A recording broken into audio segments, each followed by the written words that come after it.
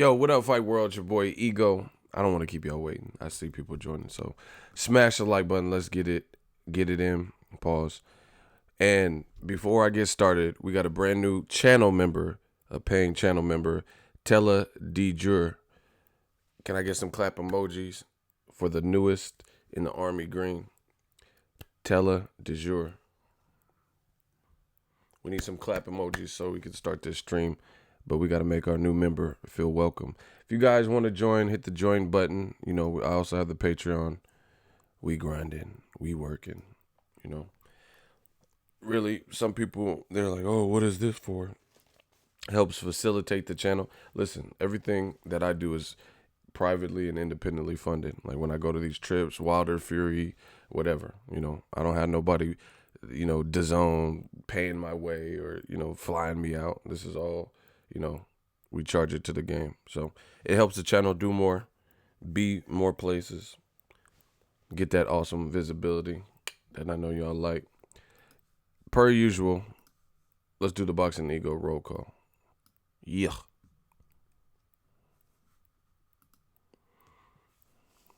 We working.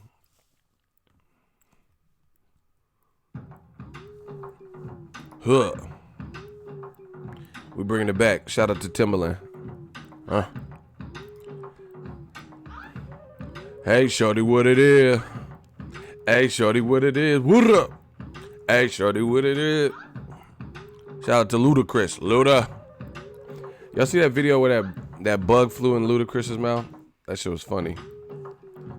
It was like that. It was kind of like the reporter where he had the bug fly in his mouth. Ludacris was doing an interview and he was like, because he got that distinct voice. Hey, shorty. Man, I got a bug in my mouth now, but I'm from the South now. Landed in my tongue and that's how Luda would do it. Man, I got a bug in my mouth now, but I'm from the South now. Landed on my tongue and made it numb, so I used to be a child. Luda got that distinct ass voice. Man, go in the cupboard to give me some fruit snacks.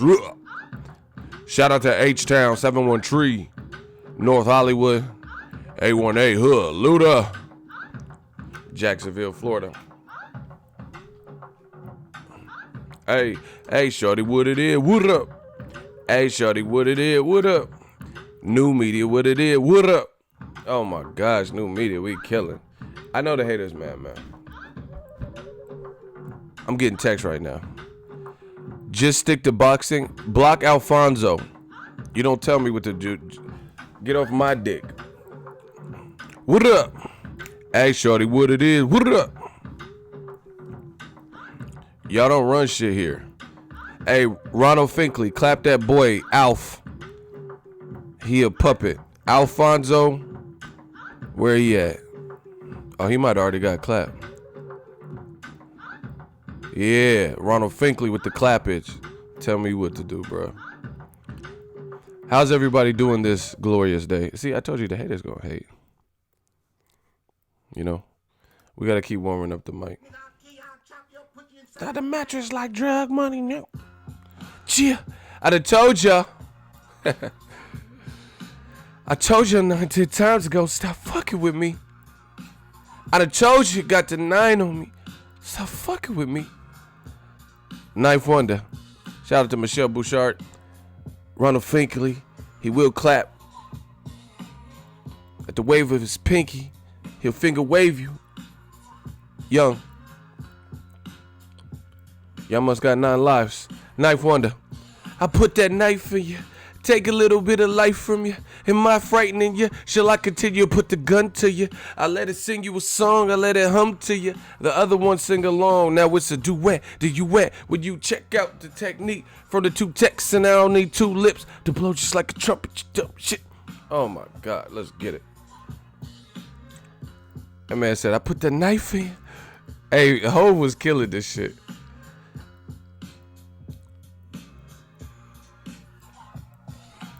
We about to lay out blueprint. We about to lay out blueprint plans on you. We rat pack niggas, let Sam tap dance on you. Then I Sinatra shot you, goddamn you. I put the boy in the box like David Blaine. Let the audience watch. It ain't a thing. Y'all wish we was frontin'. We George Bush the button. Let's get it, man. Like you got oil under it. Like castor oil. I castor Troy you. Change your face or the bullet change all that for you. Oh my gosh, let's get it. What's up, everybody? We're about to talk about this shit. We just warming up the mic. Somebody said bums. Hey, y'all crazy. Shout out to everybody. We're closing this year strong. Man, I keep thinking it, like, Canelo had a media day workout today. I was born ready, It does not feel like, it really doesn't feel like a Canelo fight week. See, DAZN, holla at your boy, man. I'll get y'all right. But it's gonna cost you. I'm being dead serious. See, and this is the other thing. Somebody said this on Twitter to me. When I just posed the question. I didn't even give my opinion. I'm giving my opinion here. But I just said, hey, does it feel like a Canelo fight week to you guys? Let me know in them comments. And somebody said, oh, they were, before they had to sell a pay-per-view. So now they don't have to promote because Canelo is, you don't have to convince someone to get a $50 pay-per-view.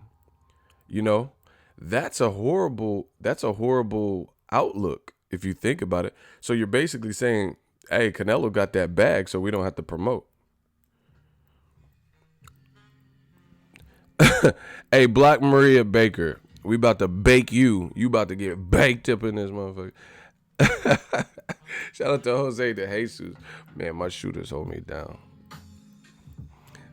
But anyway, if that's the case, that's a horrible outlook. You're basically saying that we can half-ass it because, we don't have to promote. We don't have to convince someone to buy it. That's what the guy said, This wasn't no insider, just a fan. But I'm just saying, if that's the case, that's horrible. You're basically saying we don't have to promote. We don't have to ante up and get the fight fans hyped about the fight because Canelo got the bag and they don't have to convince someone to spend $70 on the pay-per-views. They're only $9.99, so they could promote less. I don't see that being a good look. Listen, I'm gonna tell y'all like this. It don't matter if it's $9.99 a month, $75 for one event, $1 a month. You gotta, if you want people to come up out their pockets, you gotta provide something. It's that simple. You have to provide a service, something people want. You gotta convince people. Especially with all the options of things you could buy and apps and, just different shit that's available. People have kids and gas money. Daycare is expensive as fuck. Daycare, that shit needs to be investigated, bro, because I know people that pay daycare and it's like, they tell me how much they pay and shit. I don't have no kids, but I'm like, how the fuck is it that much? Like, who is your kid? Hannibal Lecter? Why would it cost that much? Yes, Clarice. There once was a caretaker who tried to test me. I ate his liver with some fava beans and a nice Chianti. Like, you got Hannibal Lecter as a fucking kid? Why is that shit $1,000 a week and shit? Daycare is much more than rent. See, that's what I'm saying. Man, hell no. What you think you got? Chelsea Clinton? Kelsey Carter? Y'all must got some badass kids. $350 a week? Hey, I'm sorry. If I had kids, that motherfucker got to get a job, bro. I don't care that you in your terrible twos. You better go, you got to work at Popeye's Chicken or something. Popeye's Chicken is the shiznit. Nah, you got to get a job. You got to help me with that. You taking all my super chat money. Hey, fuck that. My kid got to get a job when he 2. These badass kids, these baby kids is expensive. Shit. My kids gotta sell drugs or something. Move that brick. Like Sergio. Did you move that brick? No, let me stop for that. He's condoning kids selling keys. Let me stop. I see what y'all trying to do to Tekashi and them. So let me just stop with these jokes. These are jokes, people. Damn, $350 a week? Wow, that's hella expensive, bro. And you know, the system is fucked up. At least in California. I don't know about, Wyoming where Kanye's doing listening parties and shit. Or, I don't know about where DAZN be hosting their fights in Mulvane, Kansas. What? Mulvane? Like, you couldn't even... Mulvane, Kansas? Like, that's no disrespect, but I looked it up. That shit has 6,000 people. My kid got them silver teeth, though. Hey, them kids be the baddest. Them kids with them silver teeth. And then they always be smiling. That's the good thing. That's like a calling card. Like, that lets you know that they bad because they be got them silver. But yeah, man, California is bad because, like, I love California for the record, but cost of living is just stupid.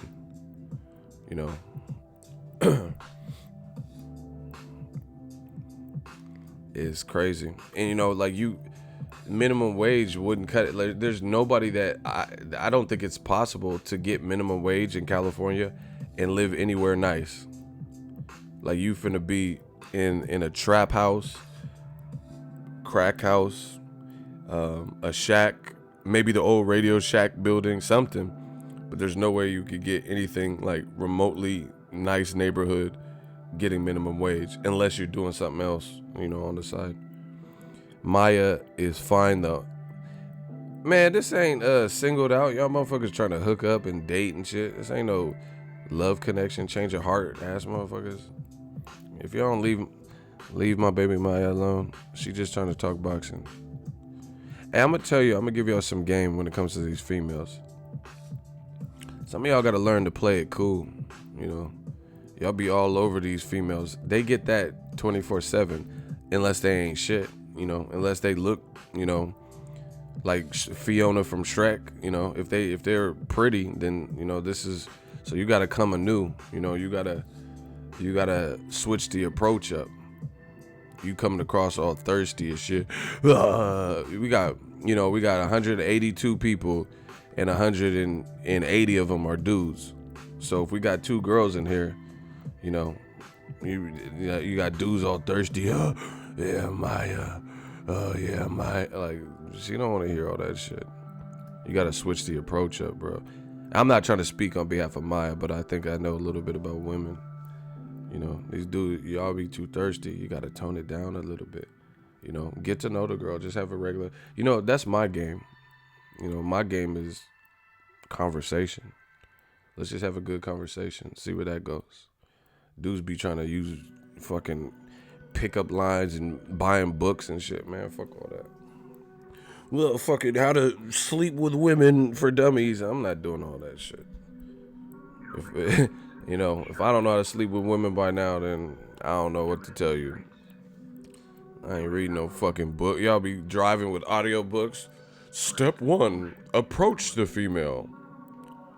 Step 2, give a great smile. Like, that shit don't work, bro. Especially if you go, depending on where you go.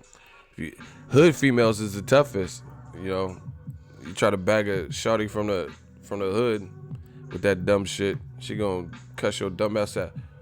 Who the fuck is he? Bitch, you fucking him. I don't know nobody from Yonkers. I ain't been fucking with nobody from Yonkers. Is you lying to me? What, I gotta holler out his name too? Who the fuck is? Bitch, you fucking him. What album is that from? That's my album, man. I don't know nobody from Yonkers and I ain't been fucking with nobody from Yonkers. What, I got to holler his name too? Bitch, you fucking him. What album is that from? Oh my God, Jose de Jesus. Shout out to you. Y'all be knowing the music. That makes me... That's a class. Hey, fuck this new music. These new rappers, they missing an intro. Besides lyricism and substance and cadence and storytelling, that's one thing that this new rap music is missing. Them skits. Skits used to be dope, bro, on albums. DMX was hard. He had them skits. He's like, knock, knock, knock. It's me, Mickey. Who is it? Me, Mickey. Them skits used to be hard. And you would really listen to them. Like, you didn't really even skip it, even though you knew the skit. Like, I don't fast forward the DMX, like, what I gotta holler out his name to? Who? I don't know. Listen, I don't know nobody from Yonkers. I ain't been fucking with nobody from Yonkers. What I got to holler out his name, Oh, yeah, DMX had them prayers. Them motherfucker, how you gonna growl at God? DMX is out of pocket. Motherfucker doing prayer. You gonna growl at God and shit.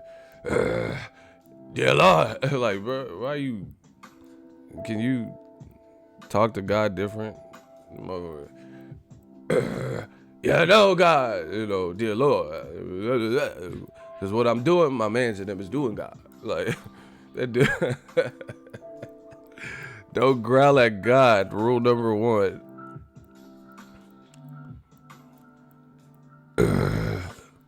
Stay out the dark. Cause if I catch you when the sun is down, run a clown, come above that. I'm gonna gun it down. Run it now. However it's gonna go, it's gonna be that. You see that? That shit'll finish you, dog.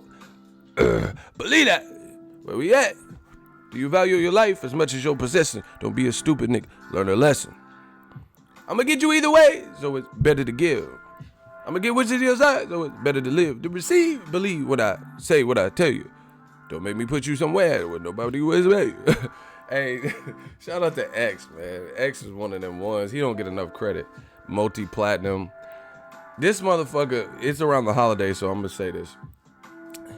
This dude got a Rudolph the Red-Nosed Reindeer, and this shit sound like buyable. He was on a radio show, and he's like, come on, Rudolph the Red-Nosed Reindeer had a very shot, and he flipped Rudolph the Red-Nosed Reindeer. I said reindeer, I'm sounding like Nelly and shit. He had that reindeer. Hey. But anyway, he flipped Rudolph the Red-Nosed Reindeer and was killing. He was beat by, come on. Rudolph the Red-Nosed Reindeer had a very shiny nose. I was like, oh my gosh, this is talent. And if you ever saw, come on, you would even say it grows like a light bulb. Yeah, no, cause me what Santa is doing, them other niggas are doing. I'm on the block, like, oh shit. Oh my God, y'all come with the weakest jokes. He says, is this Broner? Do I look anything like fucking Broner? Like, y'all gotta come with some better material, bruh. Me and Broner at the same height, same complexion. Hold on, I'm gonna give you a shot. We do this like the Apollo. And the audience, they're the Sandman. If that, oh shit. My shooter just clapped you. I was gonna let them vote on you. That shit was just weak. Anyway, Rudolph the Red-Nosed Reindeer had a very shiny. Come on. What? That shit was that. Go look it up on YouTube. That motherfucker flipped Rudolph. Anyway, smash the like button. We the realest. We the livest live stream. Let's get it, gang. So Eddie Hearn. I just like saying that now. But Anthony Joshua is in New York right now. Word, Blizzard is in there right now. Blizzard is in there sticking up the place right now. Anthony Joshua is in New York right now. Word. Man, it is check day. We are in there. This dude, AJ, is in New York for Canelo's fight. I was born ready, right? But he didn't come to America. He didn't come to America for Wilder versus Fury. The two guys that him and Eddie Hearn keep saying that he wants to fight. In addition, he is going back home to watch Derek Chisora versus Dillian White, a fight that was on his undercard 2 years ago, where we had a winner, right? And Dillian White, and he's gonna be ringside for that. Come on, man. We gotta get to this money. Infant Goldie, salute. $5 super chat. Money gang. Ego, the man for your knowledge and boxing knowledge, and you know your music from Eminem to DMX skits and prayers, Pasadena to the Bay.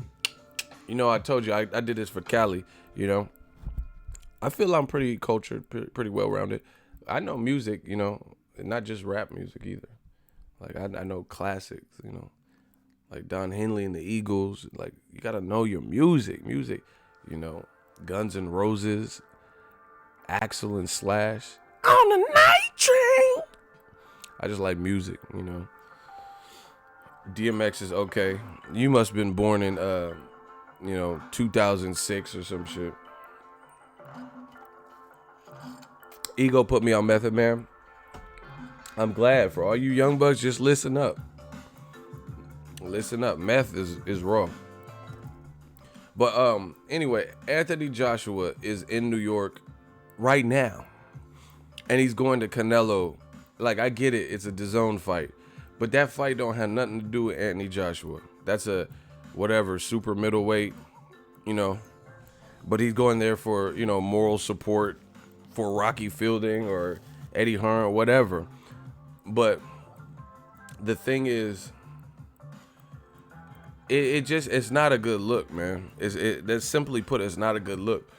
How you want to fight Tyson Fury so bad, Deontay Wilder so bad, they fight each other in the biggest heavyweight fight this year, bar none. Most anticipated heavyweight fight this year, bar none.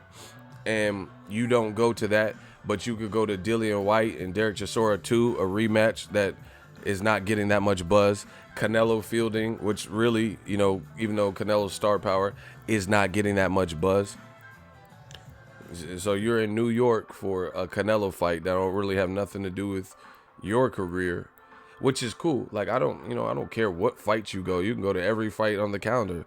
But I'm just saying the fight you needed to be at, you didn't go to because it wasn't Eddie Hearns or DAZN and you weren't affiliated with it, which is cool. I'm not saying you have to, but if you were really thinking you could get negotiations cracking and you wanted to fight the winner, then why don't you go? I'm not saying you have to go to all of the competitors' fight cards and you know, make appearances, but if there was any one fight that fans and made sense and fans alike wanted to see you go to, clearly it was Wilder Fury.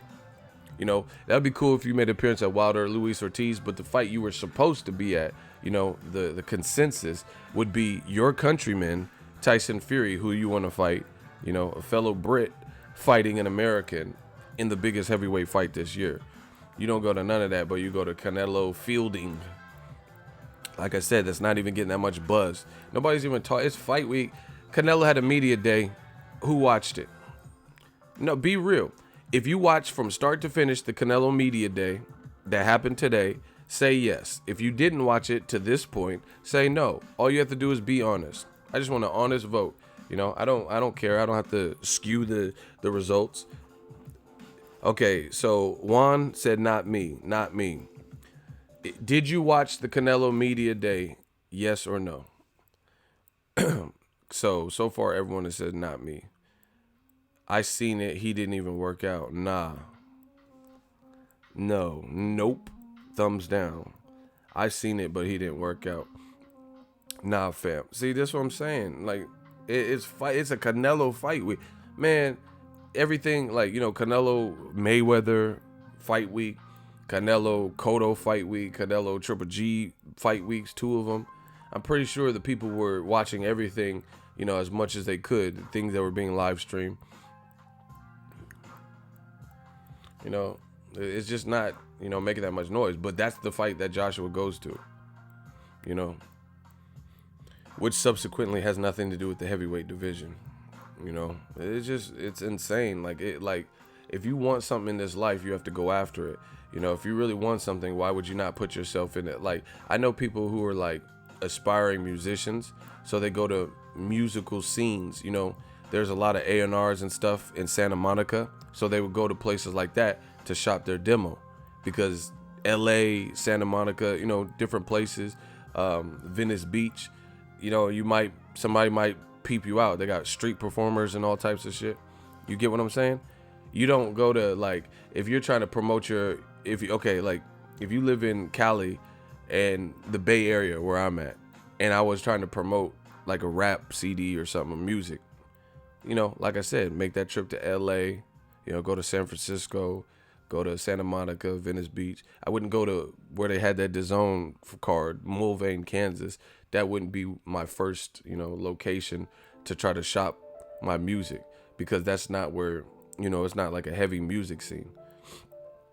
Similarly, Anthony Joshua says he wants to fight two motherfuckers that fought, Wilder and Fury, which put on an epic instant classic, yet he doesn't go to that fight. You know, again, it's not mandatory that you go to someone else's fight. However, that would have been a sign of good faith, especially when you were in America days later filming a pro, you know, like I think the next day.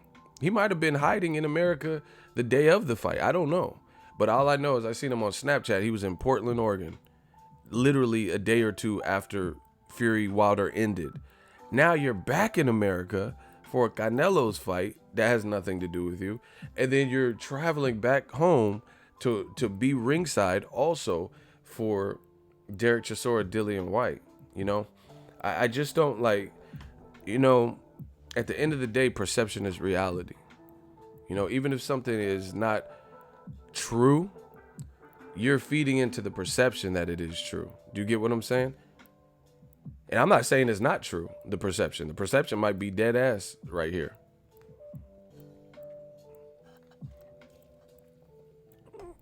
But either way, and he knows that. He knows that. So, you know, it comes a time where you got to separate your pride. Pride will have people do hella shit. I've lost relationships over pride, you know, dating a girl and, you know, just little stuff. Didn't want to, like get in an argument, then don't text or something because I'm angry and I want her to text me for, you know, just little games and shit when you're young. You got to set pride aside. If you really want Tyson Fury and Deontay Wilder, I feel like why not put yourself in that sphere? You know, why not put yourself in that atmosphere? Why not put yourself in that space? Like, you know, if I'm hungry, what do? I go to a chow hall. I go to a food court. I go to, you know, a place in the mall that has food. I go to a restaurant. This is what you do when you're hungry, right? You don't say, hey, I'm hungry, but I'm going to stay away from the food court. I'm going to sleep, you know, unless your sleep is more important than you eating right then. You know, you must not be that hungry. I've had times like that where I've been hungry, and sometimes if it's not that bad, you're like, fuck it, I'll go to sleep. But then the times where you're really hungry, you're like, man, fuck that. I'm going to Jack in the Box, motherfucker. I don't care if it's 2:30 a.m., you know? So it's like, how bad do you want it? Like, what do you really want? You know, I feel like you're, as a man, you know, alpha male shit, you got to make your actions match the words coming out of your mouth. And I don't think Joshua, for whatever reason, is doing that.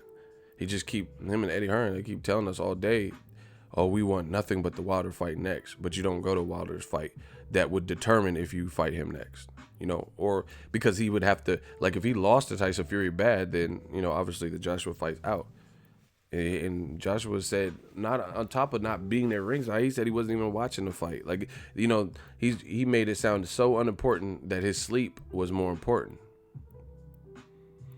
You know, all right. But I'm just saying, that's the perception you're putting out there. So good luck with that.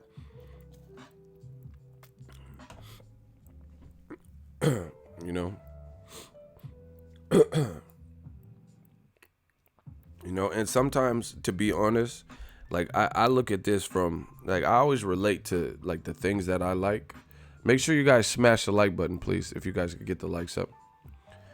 I always relate life to, like, things that I like hip hop or boxing or movies. You know what I'm saying? I always, like, find analogies and parallels, if you will. And I look at it like hip hop beefs. If somebody out you, like in a hip hop beef song, a diss song, and they might not sell as much as you, they might not be quite as relevant as you. You could be the A-side or the bigger star. But depending on what they drudge up and dish out, what the fuck?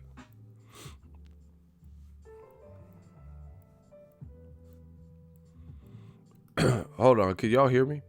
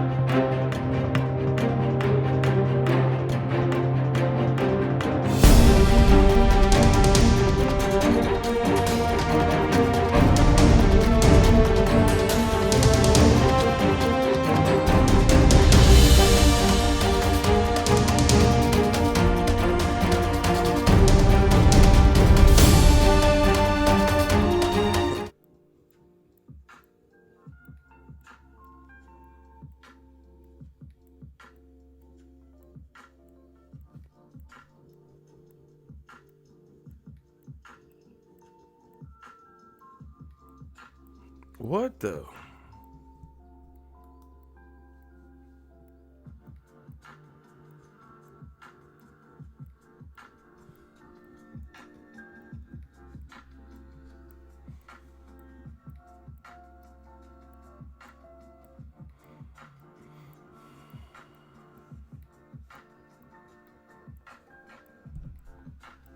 Can y'all hear me?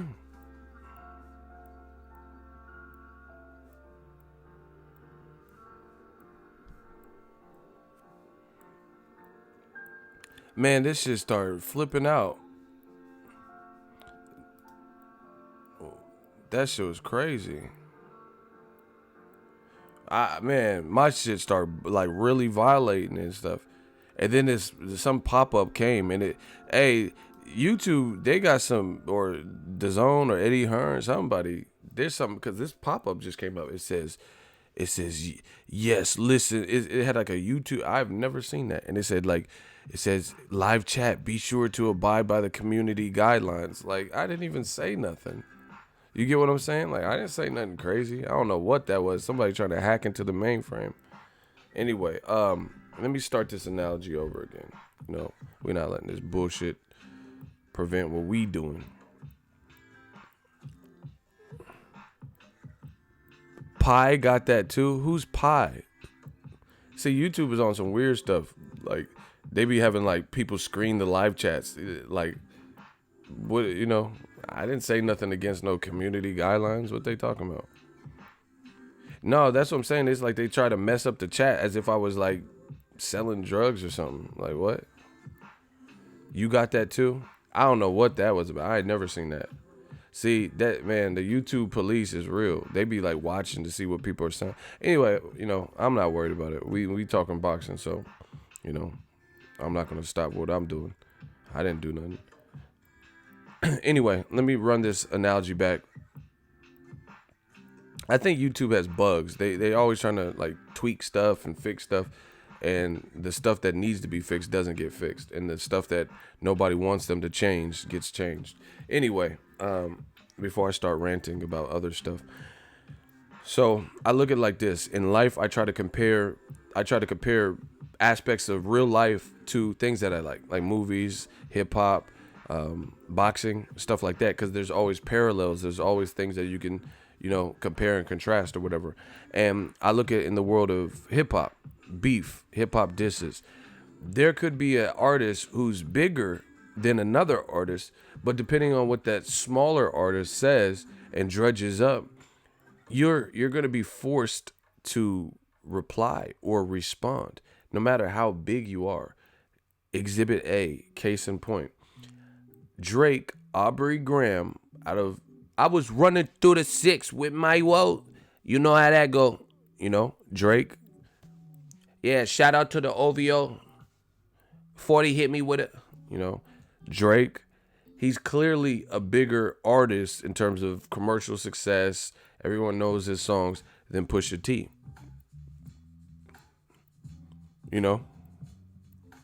He's a bigger artist than Pusha T.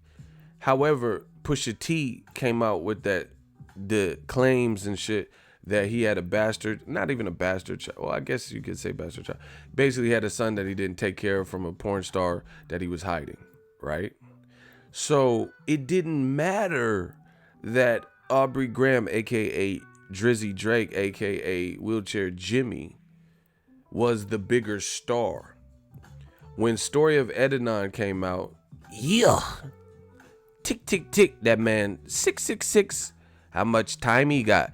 When Pusha T dropped that and came out with these things, he said, respect that, love that girl, she's your world, yeah. When he was doing all that, it forced the smaller artist, forced the hand of the bigger artist, and he had to talk about it in the Scorpion album, how he had a child. He's like, I wasn't hiding my child, I was hiding it. I wasn't hiding the world from my child. I was hiding whatever he said. He said I wasn't hiding my child from the world. I was hiding the world from my child. Something like that. Surgical summer. So you look at boxing. Okay, Deontay Wilder is Pusha T. He may not have 90,000 stadium. He might not have the, the Rambo physique or what, whatever people, even though that has nothing to do with boxing. He might not have the Klitschko name. He might not have 80,000 against a Carlos Takam because of the climate in the UK, but he's Pusha T, and he keeps calling you out, and then AJ's trying to act like he doesn't have to respond. He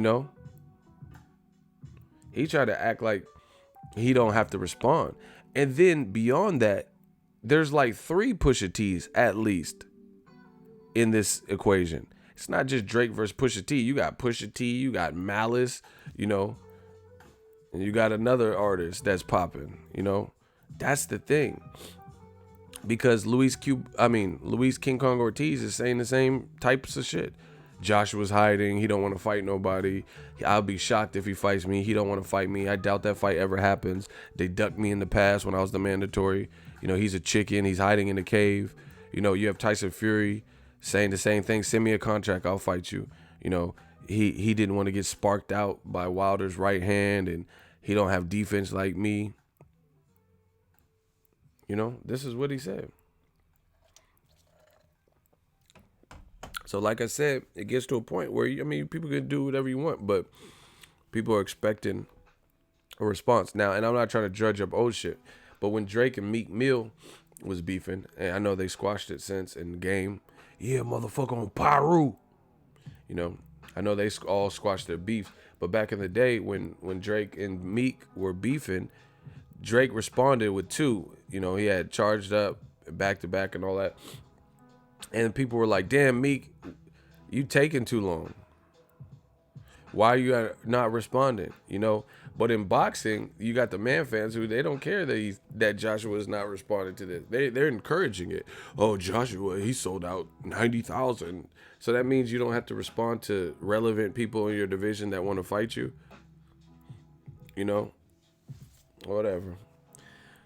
All I can say is perception is reality, and to me, it's not a great look for Anthony Joshua to act as if, like, I get it. You're not gonna be like when Joshua's at the top, he's a whatever respected guy, and you're not gonna be able to respond to everybody.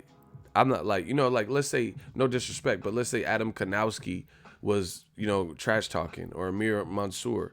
You don't have a chance to get back to everybody. You can't be like, oh, Amir's, blah, blah, blah, Mansour. Oh, Adam, because you would spend your whole life dissing it, because that's what happens when you're at the top of your throne. Just like YouTube. We at the top of this. I've been at, I'm at the top of this. I topple this game. I'm at the top of this, off the top of this, right? Like Papadopoulos. So I can't, I'm not going to respond to everybody. But if there was somebody who was like of note, like, Jim Lampley, and he was like, oh yeah, ego, blah, blah, blah, and it painted me out in a bad light, then I would probably have to respond, because he's obviously somebody who, the fight game, he's a person of stature in the boxing game. So, Joshua just acting like, these people don't exist. Yeah. Like I said, perception is reality. Duppy freestyle was dope. Oh man, the audacity.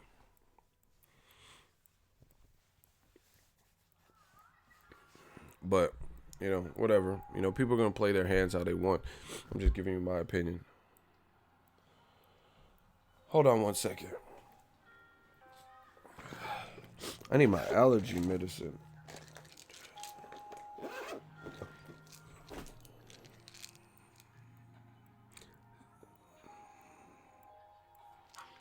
Shout out to Sam's Club. I don't know why my allergies is bugging right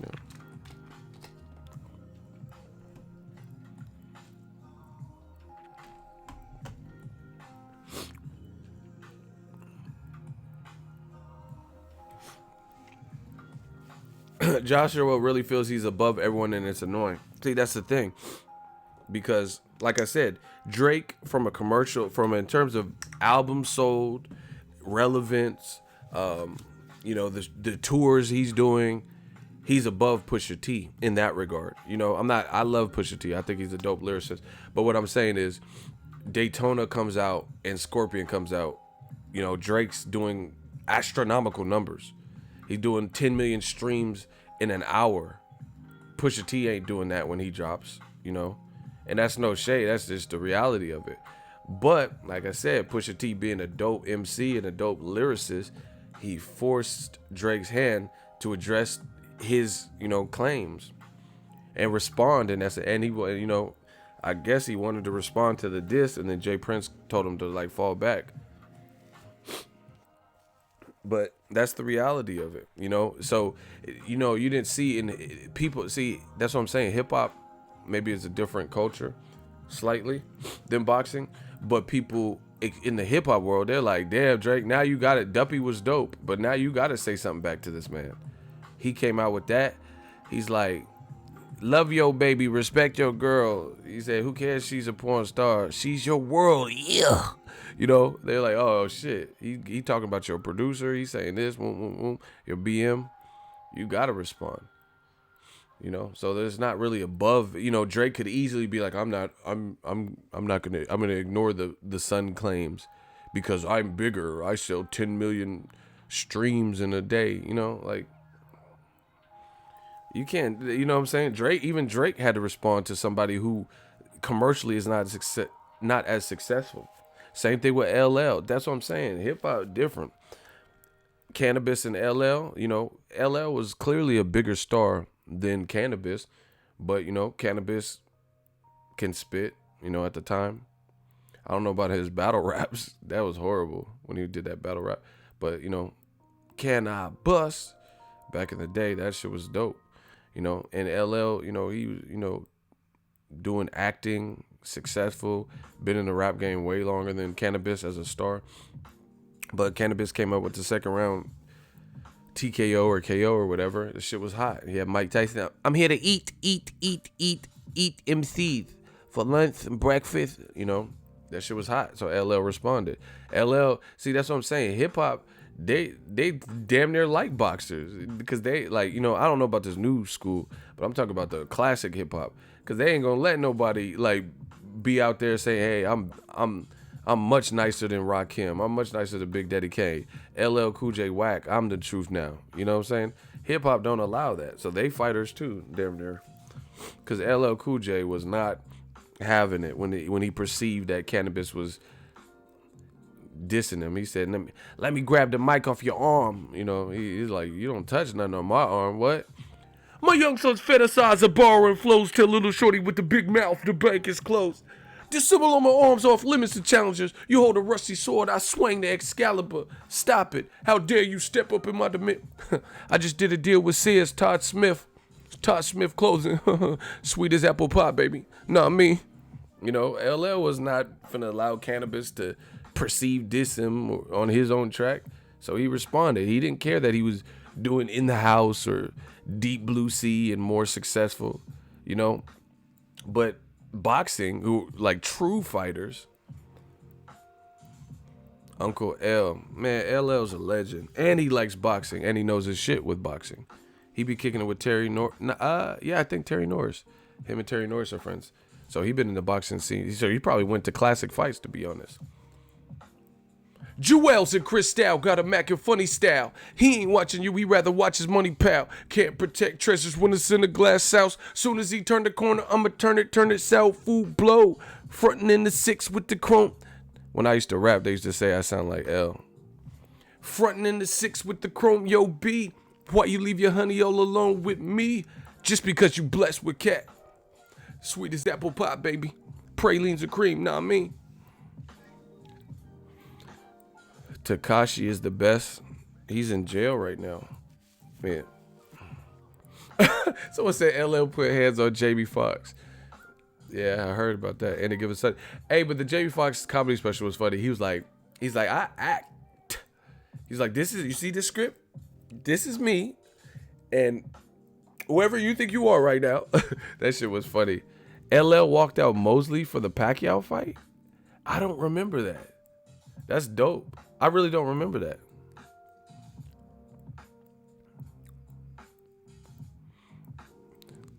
LA, I say LA. LL got classics, bro. You know, and LL will snatch your bitch and clown you as a man on the track and then have it buttery smooth. He be violating. He be like he was like, I seen you at the bus stop waiting every day. Your man must think it's safe for you to travel that way. Like, that's a roast, bruh. He said, like, you got your bitch at the bus stop and I'm trying to snatch her. Hey, LL, you a dog. Hey, that's cold-blooded. He'll make the bitch think about, you know what I'm saying? He'll make the bitch think about, like, how she's being ill-treated by her man and shit. Why would you say that, bro? And the girl was like, yeah, Tyrone really do have me waiting at the bus stop. LL pulled up in his Benz. I think I'll hop in. LL be snatching. I seen you at the bus stop waiting every day. Your man must think it's safe for you to travel that way. And I don't want to violate your relationship. That's a lie. How you gonna say you don't want to violate their relationship, but then you lick at your lips and saying the things that she wants to hear? LL, you was lying on that. That man said, I seen you at the bus stop waiting every day. Your man must think it's safe for you to travel that way. And I don't want to violate your relationship. Yeah, you want to violate it because you wouldn't be like licking your lips at dudes, bitch. I remember I seen LL was a homewrecker. I seen an LL video, and then the guy pulled off in a Benz, and then he rode up on a bike and he was creeping with it. Like, damn, you rode a Huffy to the bitch's spot? Hey, LL, you a fool with it. You a homewrecker. If you got on a bike, this dude got a Benz and you pulled a chick with not no motorcycle. It was a bike. It was that lounging shit. That man rode up on a bicycle, not like a motor, not like the Meek Mill bikes and all that. It was a bicycle, like where you got to pedal. Damn, LL was really snatching. He got a Benz. LL got a bike from Walmart, and he snatched your bitch. Oh, hell nah. Jewels and Cristal got a Mac and funny style. He ain't watching you, he rather watch his money, pal. Can't protect treasures when it's in the glass house. Soon as he turn the corner, I'ma turn it south. Food blow. Frontin' in the 6 with the chrome, yo, B. Why you leave your honey all alone? Just because you blessed with cat. You know, that motherfucker pulled it. Someone said, oh yeah, the beach cruiser. Oh, that bike. Yeah, that motherfucker pulled up with a Debo special. Hey, listen. If you got a Benz or Mercedes or Lexus, you know, a Tesla, and a motherfucker wearing FUBU with a pant leg up and a beach cruiser, ride his bike to your bitch's spot and finesse her, then you're not doing something right. Maybe your sex game is weak. Maybe your breath stinks. But if you, again, I'm going to say it again. If you have a Lexus, a Mercedes, you know, Range Rover, a Lambo, Ferrari, and a motherfucker with FUBU and a bicycle, bicicleta, for all my Spanish speakers. Bicicleta, montar en bicicleta, you know, ride up and snatch your bitch. You ain't doing something right. How you got foreigns and then he got that motherfucker don't have no foreign. He got a Huffy. I think that's made in America. Hey, LL. He said at a regular ass do-rag. That's what I'm saying. Dollar Tree do-rag, pant leg up, didn't shave his leg, you know, just letting it, you know, just hell nah, bro. LL. Know what I'm saying? Conventional methods of making love kind of bore me. Like, bro, you don't stop licking your lips around my chick. We got to fight. I'm sorry, LL. I love you, but we got to fight. You keep licking your lips around my chick. What? Anyway, I had that food. These comments. He said, I had that FUBU Fat Albert velour sweatsuit. I don't know why that's the funniest thing that I've read today. Cause I know what you're talking about. That's hella. Hey. That motherfucker. Fat Albert. I'm crying. Listen, they need to bring them velour suits back because I don't know who I thought I was, but in like 2004 or 5 or whenever velours were out, I was the man. And they also had these jeans that were like reflective, like they look like kind of like a reflective metal. I don't know if I thought I was like bad boy, like signed to bad boy, but I was like, take that, come on. All the girls in Waikiki want to be me and want to get, like, I thought I was doing something. Hey, fuck what y'all talking about. I was the man with that velour. I felt like a wet puma. Hey. My bad, y'all. Oh, I'm like all in the mic. All in the video. Man, my allergies is killing me. Man, that velour is real. Hold on.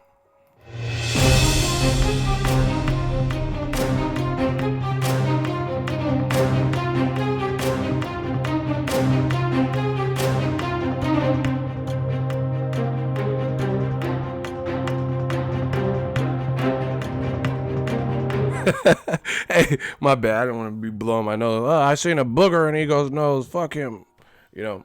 But nah, it wasn't no shiny suit, bro. I don't know what it was called, but it was just the jeans. I wasn't wearing no fucking Missy Elliott. I can't stand the rain. I wasn't wearing no fucking garbage bags and shit.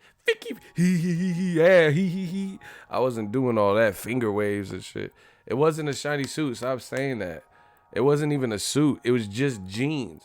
But they made them in like metallic looking, like black, silvers, chrome. I don't know. I look like I look like some dubs. I look like some rims or something. This shit was like, I'm just saying, you could have walked down the street at night and the shit was kind of reflective. So, cars can see you and shit. They were dope. They need to bring those back, and they need to bring back velours, because I really thought I felt like real, I don't know, that velour suit make you feel like you somebody. If you in the club with velour, like if they allowed you to wear something, man, I felt like I was Pablo Escobar or something. Fucking Scarface with that velour. Girls touching this shit. Yeah. Like, yeah, I know you like soft things. I got my velour on. Ego was on that mix. Man, stop saying, y'all keep saying I'm wearing this. I wasn't wearing no shiny suit and all that. Ego looking like an R&B singer. 3M fabric. Hey, y'all trying to roast me, man. Shit, let me see y'all fucking school pictures. Y'all motherfuckers had cream colored turtlenecks and shit. Hey, mom. And try to roast me. Nah, come on, bro. Y'all had bowl cuts and all types of shit. Y'all had that Tony Weeks flat top. Y'all trying to clown me with a part. Okay. Let me see y'all shit. Looking like Captain Planet shit. Go Planet. Let's see y'all shit. Captain Planet, he's a hero. Gonna take pollution down to 0. Hey, I used to fuck with Captain Planet, but that little Indian boy, little Amir Khan looking boy, he had the worst power out of everybody. It's like earth, fire, wind, water, heart. Hey, bro, get the fuck out of here with some heart, bro. Was you trying to go on a date? And his power was so trash, man. The bad guys coming and you make them feel remorseful. Get your dumb ass out of here with that heart shit, bro. You better give Victor Ortiz that heart stone or whatever, but that shit was weak. It's like earth, fire, wind, water, heart. I got heart, guys. Like, the fuck is some heart power? Like, that doesn't even, like, the other people are like elements, earth, and make the earth crumble and soil fall on the enemy. Fire, what fire gonna do? Water, you can create a flood. And this motherfucker come out, here you go with some fucking heart. It was fucking, don't, like, if we had, like, let's say we're Planeteers or whatever, I'd be like, this some bullshit. Can I get me another ring? Like, I am not running around this city with no fucking heart power. Yeah. I do not want heart. This fucking heart. That was the worst. I don't even know why they should have just killed his character off for the first episode. Ain't nobody talking about no heart power. Like, don't do that. Heart, man. Have some compassion. Like, bro, if you don't sit your dumb ass down. Hey, Maya, I can't stand you. She said I look like Missy from Big Mouth with glass. He. Doing the regulator. I can't stand the rain against my beep beep. Who got the sound of my Jeep? Hey, they used to. Hey, old hip hop, they used to be doing the most with the fisheye lens. Beep beep. Ooh, got, motherfuckers is all in the camera and shit, like doing hella extra with the fisheye. Like, can you take 2 paces back and spin? Like, they used to be doing like Mason, like, come on, take that. Like you get out the camera like that fisheye lens. All these young people, come on, man, let's get back to some boxing. I don't know this shit. You know, all them little 19 years old. Talk about NBA young boy. He got herpes? That's true? How you got hella kids and herpes at that age, bro? Y'all be wilding out here in these streets. His music don't sound, bad. But that's what I heard. I don't know. Someone said, no, they said he admitted he had herpes. Y'all be living wild and shit.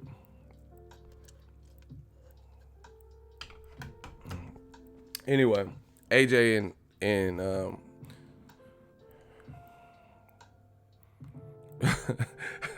these comments are so funny. Stop. AJ in New York. Oh, let's talk about the boy Vasiliy Lomachenko. Listen, I'm telling you, Top Rank they're the kingpins with this matchmaking stuff. They're good, they're good at what they do. They're matchmaking, and on paper and public perception, it'll be something, it'll be stuff that looks cool. But if you know your boxing, you gotta break it down.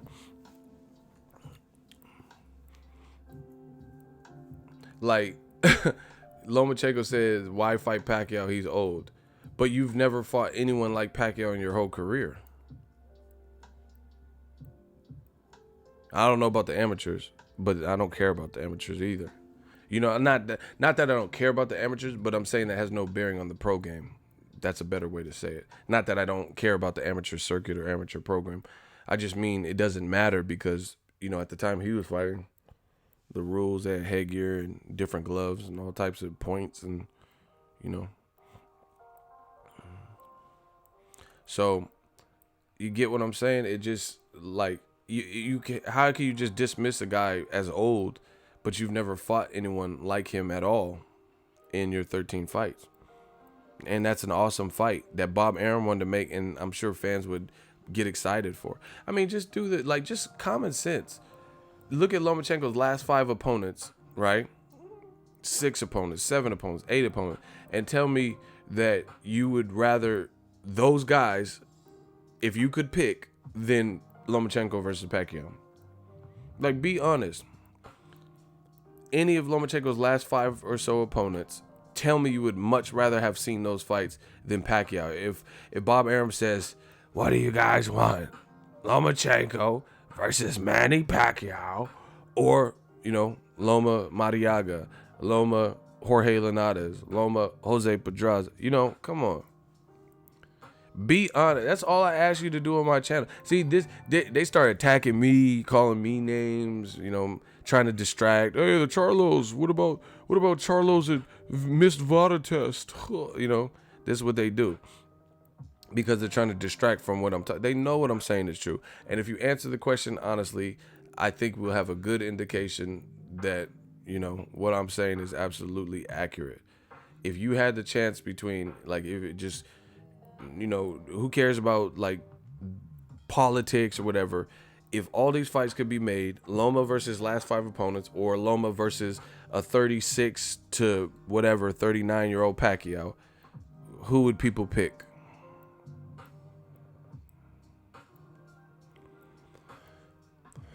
Oh my gosh. Listen, Ghost 10 says Pacquiao got enough in the tank. Oh, I thought you said he don't have enough. Okay. I was about to say, he said Pacquiao got enough in the tank to beat and smoke Loma, in my opinion. I thought you said he doesn't. I was about to say, how's that? How do you know? But I get you. And like I said, it's amazing how he could just front Pacquiao off like that. And Pacquiao's this, like, this is what I'm saying. This is how I know that there's race and double standards and everything. Because when I talked about fair stuff in boxing, current events, like, hey, why doesn't Pacquiao fight Terrence Crawford? They're like, oh, fuck you. Pacquiao would destroy Crawford and won't. But now, when the threat's against somebody else that they like Lomachenko, now they're saying, oh, yeah, he's right. Why should he fight? Because they don't want to see it. They don't want to see one of the guys that they like lose. This is why Charlo and Jacobs, they give that the green light. But Charlo versus Triple G, they put up the red light. Charlo versus Canelo, they put up the red light. Jacobs doesn't deserve Triple G again, in a rematch. Jacobs doesn't deserve Canelo. It's so easy to see the games that they play, because it's not consistent. Me, I just want to see the best versus the best, that's what it is. And, we're just searching for equality and trying to alleviate some of these double standards. And even if we can't do that, we can expose it. We can make the roaches think twice about coming out. When you turn them lights on, the roaches still might be, hidden somewhere, but at least they're not visible. So, one way or another, new media is winning. Like I said, if Broner, you already know how it is. If Broner says, I'm not fighting, man, AB, ain't boo boy. I'm not fighting Manny Pacquiao. He old and shit. He old as dirt. Older than dinosaur. They would call Broner all types of chickens and ducks and cherry pigs and bitches. Oh, you can fight Khabib Nurmagomedov, but you can't fight Manny because he's too old. They would be hot at Broner. But guess what? That's all an imaginary, hypothetical, make-believe story. Because guess what? Broner is fighting Pacquiao. He got the call and he answered. He didn't say, bring up Pacquiao's age. Meanwhile, the number one pound for pound, according to, Dan Rayfield or ESPN or whoever, HBO, Bob Arum, we haven't seen this before. We haven't seen none of this stuff before that Lomachenko does, but we can't see him fight Pacquiao. And the reason is like probably the lamest, just because he's old. If that's the case, one guy being younger can't fight, we wouldn't have seen Mayweather versus Gennaro Hernandez, who was older than him, rest in peace. We wouldn't have seen Pacquiao versus Oscar De La Hoya, right? We wouldn't have seen Mike Alvarado versus Juan Manuel Marquez, right? If we're just talking about age, right? And a whole slew of other fights. We wouldn't have seen Canelo versus Carlos Baldomir, Canelo versus Mayweather, Canelo versus Sugar Shane Mosley, all these guys. Even Canelo versus Golovkin. Golovkin's 36.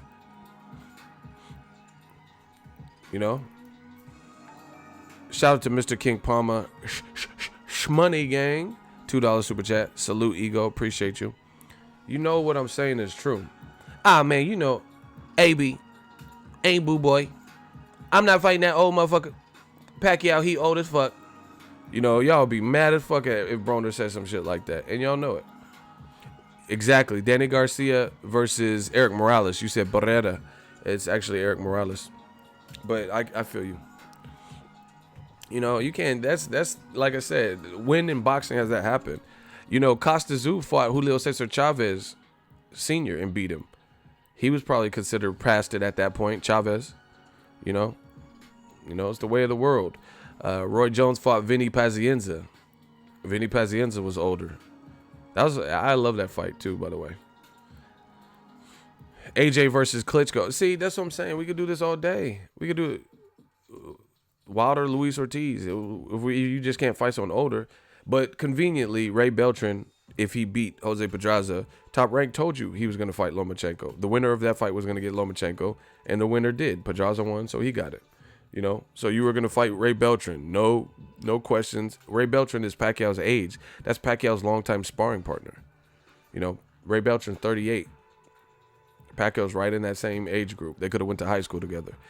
Guillermo Rigondeaux. You always talk about how these Cubans are lying about their age and he's really older. He's listed at 38, 39, and you fought him, you know. But now all of a sudden, age is affected. Like Aaliyah said, age ain't nothing but a number, you know. That's what I'm saying. They only use these rules when it's convenient. Exactly. Kovalev versus B-Hop. B-Hop was like 5,000 BC. You know, he was way older than, and I gave him props. I gave Kovalev props. I picked Kovalev to beat B-Hop. For the record, the video's on YouTube still. You know, that's the way of the world. Rocky Marciano versus Joe Louis. Yeah, that's what I'm saying. He didn't find no prime. Rocky Marciano's whole record, like the biggest names he beat, he didn't fight those guys in their prime. But y'all, that's too much for y'all. Y'all don't know enough about boxing. Some of y'all. You know, Jean Pascal fought Hopkins. Chad Dawson fought Hopkins. He was older than all of them. Kelly Pavlik was way younger than Hopkins when they fought. Hopkins was like 46 when he fought Pavlik. But Lomachenko, he's the one that could just tell us, hey, I don't have to make my name off of Pacquiao. But Pacquiao's better than anyone you've ever faced as a pro. Name one fighter that has done more and stylistically you think would be a bigger threat to Lomachenko that he's faced in his 13 fights than Manny Pacquiao. Nicholas Walters. Has Nicholas Walters honestly done more than Manny Pacquiao? Garrett Russell, at the time he fought Lomachenko, he had done more than Pacquiao. Like, you have to be real with these assessments. In 13 fights, name one fighter better than Pacquiao.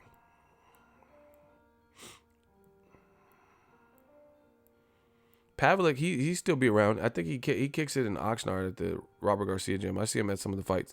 You know, he's bigger. I think he had some problems with the law for a minute, but I think he's just chilling. Look, people said nobody. Exactly. So how can you just dismiss Pacquiao? That's because you don't want to fight him. And like I said, fans accept that. But the double standard, we know, if Broner said that shit, they would call him all types of names. Because they only want the rules to apply to certain people. It's that simple. You know, this is why Dante be talking about the coincidental list. You know, what a coincidence. You know, if Broner says that, you already know how he would be treated. Because the same people, they don't like Broner. You know? So if Broner said, oh, man, you know, I'm looking to fight Adrian Granados too. Because Manny Pacquiao, he old as fuck. Y'all be hot. Pacquiao's fast. He's also a southpaw. He also does that jumping in. He clearly has more power than Lomachenko. So it would be a battle of wits, and, you know, it'd be an interesting style. Like, you know, I want to see how Lomachenko, like, do. See, and this is what I'm saying. You, like,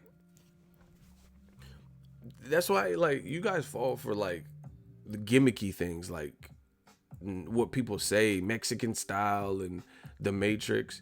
But I want to see you do the Matrix to somebody who can Matrix you back, or in the past has been known to Matrix people. You know, Pacquiao is not just standing in front of you like, you know, like a robot. That's not ever been his game. So if you could see, and see, this is the thing. This is not about seeing Lomachenko lose. You know, because what if he beats Pacquiao? I'm not even saying, this is not even a fight prediction video. But what I'm saying is you can't just disregard Pacquiao, you know, and then give some bullshit excuse as to, oh, he's too old. Why should I fight this old ass Flintstone? You know, that's a dub. That doesn't even make sense. You know, and this is what ESPN ain't gonna tell you. They're not gonna bring up this because they have like this, you know, they just want to, you know, paint the picture how they want. They, you know, want to control the narrative. Like I said, if anybody else did that, especially certain guys, that wouldn't be accepted. You know? Why did people mad at Canelo? See, that's what I'm saying. Look how they do the minorities, black and brown. Canelo, it didn't look like he wanted to fight Golovkin at the point of 2016. They called him chickens, cowards, bitches, give me my belt, all types of stuff. Why? So he should have just said, oh, Golovkin, he's too old. You know, I was born ready, but I want to fight people my age. The people want to see you fight that guy. You know, so that's all Canelo had to do is just say, hey, guess what? Golovkin, he too old. I'm looking to fight people, you know, in my age group. Come on. But like I said, Lomachenko does it. And see, like I said, for the Matrix, if you could Matrix Pacquiao, then I would be impressed. I would be like, oh shit, he getting off. You know, he hitting him with them angles. Pacquiao don't know what to do. He's befuddled. Yeah. So I want to give you credit if you could do it. I want to see it. I gotta see it. Man, who wouldn't give Lomachenko credit for, you know, if like if Loma did what he did in round 11 or anything close to that to Pacquiao, who wouldn't give him credit? Who would just be like, man, Pacquiao old? People would be like, wow, he dogging Pacquiao right now. This is boxing, people. But he knows Pacquiao ain't for play. Stylistically, he not going to be able to. Pacquiao going to be fidgety. Pacquiao going to be talking about some do, and then reading Bible quotes. Stone Cold Steve Austin, he told me, John 3:16, the Lord will be my shepherd if I, you know. And then he's going to be do, back to it, and then reading more Bible quotes in the corner. Then he's going to come back with the smoke. You know, we know how Pacquiao fight. And that's, you know, you don't want to deal with that, so you're saying he's old. And you know Pacquiao got smoke. To this day, like Wilder said, to this day he got power. For anyone around it, especially if you're moving up. Pacquiao been fighting bigger guys. Brandon Rios, you know, Mayweather was taller. All the guys he been fighting, Jesse Var, all these guys was bigger than him. Jeff Horn, all these guys. So you coming up, you know. When Pacquiao lost to a smaller guy, you know, Marquez, the guy that had to fight him 4 times to, you know, achieve a clear-cut victory.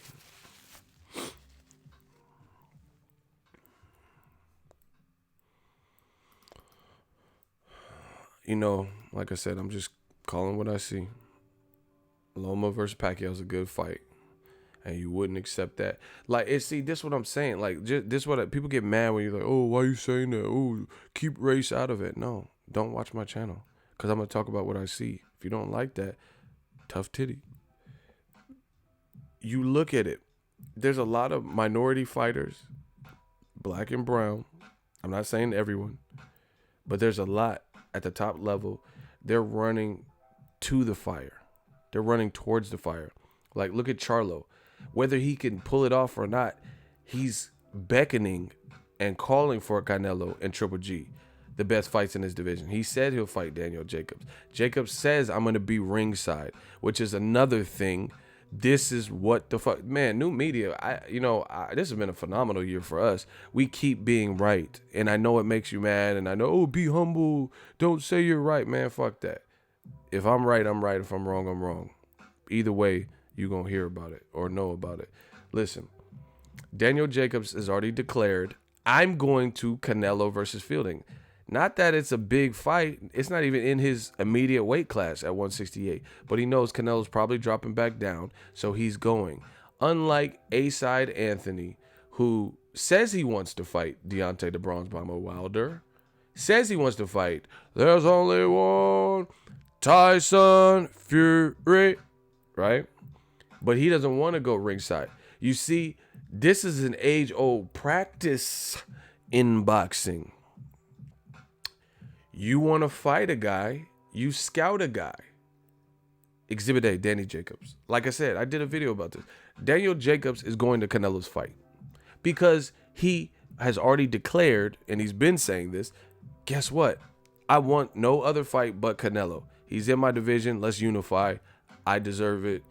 He's a good fighter. Boom. So he's going to be ringside for Canelo versus Rocky Fielding. Like I said, it doesn't mean the fight gets done. It doesn't guarantee Jacobs gets the fight. Same thing with Joshua. Joshua could be at the Wilder Fury fight. Doesn't guarantee that he gets the winner or that he fights either one of them next. But it's an act of good faith. Jacobs is taking, he has a son. I don't know if he's bringing his son. I don't know how many kids he has, but I know he has a son. Taking the time out of his schedule, time out of his day, where he's not in training camp, he's not preparing for an actual fight, to go and be there, maybe be called upon to get in the ring. I don't know how that's going to work, or maybe announce that he's going to be on DAZN, right? Because his last home, HBO Boxing, has folded. So, they might make an announcement like, oh, hey, Daniel Jacobs is part of the DAZN family. And then, they might set him up where if Canelo wins, Jacobs gets in the ring or some shit.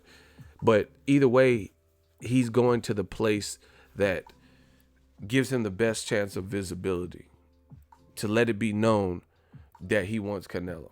Even if they don't let him in the ring, there's going to be independent, YouTubers and stuff that might catch him. And his quotes and his thoughts are going to be plastered all over YouTube as they post their interviews with Daniel Jacobs.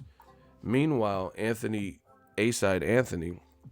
Joshua refused to watch the fight. He said he had to go to bed, and he refused to be ringside, right?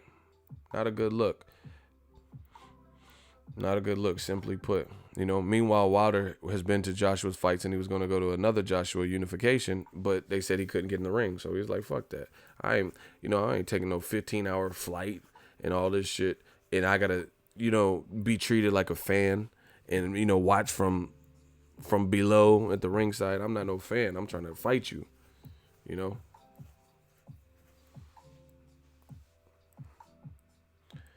Ego is creating a presence and making yourself relevant and get the fans and media talking. Listen, I do what I can do when I can do it. I know my shit. It's whatever, we can bet whatever. It's whatever, dog. And I'm telling you, as clean as I could put it, as fair as I can put it, and that's it. Not everyone's going to agree. Don't matter, because listen, it's not just about blocking people. Oh, this is what they say we're about. Oh, Ego, he's a tyrant. If you disagree, he's going to block you.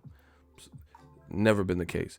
There are people who disagreed with several things that I've said, yet time and time again, they still come to the streams and they're still allowed in the streams. The people that are getting blocked are talking about homosexuality and dicks and shit like that, being disrespectful, and or can't facilitate or support that which comes out of their mouth, or in this case is being typed. So if they have a point that gets challenged and then they start saying a bunch of dumb shit, then yeah, you are subject to get blocked. But anyway, like I said, Daniel Jacobs is ringside, will be ringside, to make his presence known and felt for the guy in the main event that he wants to fight. Meanwhile, Joshua is saying, I want to fight both of these two people in the ring, but I'm not going to the fight. Okay. That makes a lot of sense. I mean, it's just like promoters put two guys they want to eventually match on the same card. I mean, these are age-old practices to build up a fight. Be in the crowd. Come on, bro. Like, Gennady Golovkin, everybody knew the Canelo Amir Khan outcome. Canelo's simply too big. No rehydration clause, no stipulations on weight. You knew it was going to happen. Yet Gennady Golovkin took the time out of his day, and Abel Sanchez, to be participants in the crowd because they wanted to fight Canelo. AJ's the only one playing by his own rules, and I want to fight these guys, but I'm not going to their fight. But the guys I really don't want to fight, like Dillian White rematch, I'm going to their fight. The fight that has nothing to do with me, Canelo and Rocky Fielding, I'm going to that fight too. In the same month, mind you. It's not like in January he went to one fight. This is Wilder Fury was in December. Derek Chisora, Dillian White 2 is in December 22nd. Canelo and Fielding is this weekend, So this is all in 1 month. You can't explain with facts, explicitly explain how this makes Joshua look good. You know, like I said, I can't control where another man goes. I can't tell him what to do. You know, Joshua's a grown ass, muscle bound man. He could, make the decision. I'm just saying it's not a good look. You're going to all these other fights in the same month. One of them in America. You were in America days after the Wilder Fury fight, but you couldn't make it to that fight. Okay. So, it's like some tribal. So you're only supporting DAZN events. That's weak because Gennady Golovkin ain't a PBC fighter as of right now. Hasn't been announced where he's going for sure. I think he's going to DAZN. But he was at the fight. Joseph Jojo Diaz is a Golden Boy fighter. He was at Wilder Fury. So, Terrence Crawford, he went to a PBC card. Errol Spence went to a top rank card. So, all that shit is a dub. All that shit is done. You could go to another promoter's card. Errol Spence didn't seem like he got mistreated by Top Rank. They probably gave him good seats. I probably didn't have to pay. I don't know. I haven't talked to him on that aspect. And that was it. So, AJ also has a working relationship with Showtime. So, I don't think they have anything. They broadcasted his fights up until Povetkin. So why wouldn't they comp him tickets for him and, a couple friends or something? But like I said, if you want to make your presence felt, especially when you're a multimillionaire, there's definitely ways to do it, So Joshua doesn't have enough people believing what he's saying. And it's hard to believe what him and Eddie Hearn are saying. Like this summer when you're negotiating with Wilder, it was all about complications and Wilder has to be decent, or what is, I'm trying to think of the word they said. He has to be realistic in negotiations and whoop, and we're in a time crunch and Wembley might not be available for September and we might have to look at other places in October versus Cardiff, and Wilder deserves a flat rate and we don't want to fight in the USA for $50 million. He's going to have to come to the UK for the first one. We don't want to give him a rematch. We don't have the date. All these problems. Now all of a sudden, when the world knows that the Wilder Fury saga is extended and needs some justification on who wins, some clarification on who won that fight, right? Now all of a sudden, Eddie Hearn is Brody and he's talking about, oh, we want that fight. This is the only fight we want. And, Wilder could fight us next if he wants to fight Fury. Like, come on, man. He's tied up, bro. They've already told. See, I feel like Eddie Hearn's, this whole Wilder thing, he's always a couple steps ahead. Couple steps behind. Like Shelly Finkel and Wilder both, after it was revealed that the WBA stepped in and Wilder Joshua negotiations were completely over and Joshua had to fight Povetkin. Immediately upon that, Deontay Wilder did an interview and he says, you know what? They wasted my time, blah, blah, blah. And all these other deals, they're over. He's like, I want 50-50 now. That's what Wilder said. The day after news broke that Joshua had to fight Povetkin per the WBA orders, meaning the Wilder fight had to wait, right? Wilder and Shelly Finkel said that, them negotiations are dead. Whatever I agreed to then, that was for if we were fighting in September through December this year, the next fight. Seeing how that's not the case, it's over. Then days after Wilder announced that, Eddie Hearn, this is Mr. Couple Steps Behind, Eddie Hearns started doing interviews talking about, oh yeah, he already agreed to the fight. I'm going to send him the contract with Joshua's signature and he agreed to it. So just sign for April. You agree.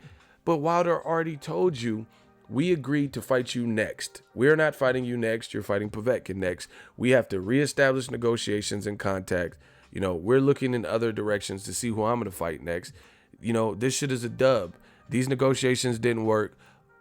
I was willing to lowball myself to come to the UK to press for the fans and make the fight happen next. They already told you that. And then here Eddie Hearn goes, after he says this, after the negotiations fall out, and he's talking about, we got the contract for April. You already agreed, sign. Come on, man.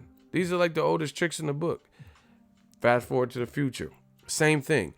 Wilder literally, I was on the conference call, I don't remember, but let's say Monday after the fight happened, He did a conference call. I was doing it live on my channel. You know, they didn't let me ask a question, but he was literally, and he said it, he made it perfectly clear. You know, if fans feel that, some feel Tyson Fury's, he beat me. Some people, they feel I won. And some people down the middle, and they said it was a draw. So we got to give the fans, we got to run it back. I don't know why people think that I'm afraid, you know, responding to like the Andre Ward and Tim Bradley and people who question if he'd be willing to take a rematch. He said, I didn't get knocked down twice. Why do people think I won't take a rematch, right? And he's like, just so it's clear, I want to fight him next. You know, I'm going to give him my team, blah, blah, blah, and we want to fight him next, right? So he made it perfectly clear. Tyson Fury started posting videos working out on a treadmill saying, I'm keeping my weight down, bronze bomber, you're going to get it in the rematch. Then here Eddie Hearn goes after all of this talking about, oh, if Wilder wants to fight with Joshua, he could get the fight. He has to, you know, make a decision now. If he wants to fight Fury, he could. Eddie Hearn is literally being reactive. He's not being proactive. He's not making these statements before other statements are made. He's literally waiting until people are locked up or statements are made and then coattailing them and then saying stuff when you know it's not feasible. Stop it. Stop it. You waited till Wilder Fury had a controversial draw. You waited until the conference call where Wilder made it clear that he wants to have a rematch for the fans' sake because some people are down the middle or think Tyson Fury won. Some people think he won. You know, Tyson Fury's exercising and talking. He said, Bronze Bomber, I'm coming for you, or what he said, something like that. The WBC says, hey, we're getting out of the way. The first fight was great for boxing. We're okay. We had a board meeting, the committee members, they all agreed unanimously that we will sanction and, you know, get out of the way. No, you know, no bullshit, no mandatories being called, and get out of the way so Wilder Fury 2 can become a reality. An immediate rematch. That's what they said. An immediate rematch. That's what the sanction says. It says we're okay with an immediate rematch. Days later, then you hear Eddie Hearn talking about, oh yeah, if he wants to fight us, then he could fight us. He could fight AJ. They just sanctioned an immediate rematch. Wilder just told you that the fans deserve clarification and he's not ducking. So if that's the perception, you know, then it is what it is. Tyson Fury was working out and talking about Fury. Now all of a sudden, Eddie Hearn comes from behind all of that and he's talking about some, oh yeah, they said it was sanctioned, not ordered. They said we're getting out of the way. We're not going to call any mandatories. We agreed and voted on an immediate rematch. Do you guys understand what the word immediate means? Steven Espinoza was on the Wilder conference call, as was Lou DiBella. They were all in unison that the rematch would be bigger than the first fight, that the first fight was good, but now we got more time to do some things and prepare new budgets and stuff. Rematch will absolutely be bigger. They were saying all of these things. So long story short, here's the skinny of it, mate. Everybody's on board, from the WBC to Steven Espinoza to Lou DiBella to Team Wilder and JD's. Wilder said it out his own mouth. Ben Davison, Tyson Fury, Frank Warren did an interview with IFL TV saying we're going to start negotiations next week. You know, I don't want to be all up under Tyson Fury. I want to give him some time with his family. You know, the WBC said we're sanctioning an immediate rematch. So you have all cylinders clicking. Everybody who is a somebody that has something to do with Wilder Fury is talking about an immediate rematch and trying to get that done. And now Eddie Hearn, in the midst of all of this, is trying to confuse and create disorder and confusion by talking about Wilder should, if he wants to fight us next, you know, does he want his legacy to count? Does he want to be undisputed? When you know he's basically locked in. He's locked into something, or at least negotiations to something. And given how easy it was to make the first fight, and given how Fury thinks he won and Wilder think he won, I really believe that this will be a fight that's easier to get done because look how easy the first fight was going to get done. And you got both guys in the draw thinking they won. So, AKA, all signs point to an immediate rematch being the motive. All signs point to an immediate rematch, Wilder Fury 2, being the next move. You know, they were happy with 315 to 350,000 pay-per-view buys or whatever it's estimated at. They said the turnout was good. There hasn't been a turnout for a heavyweight fight in America like that since in the last 15 years.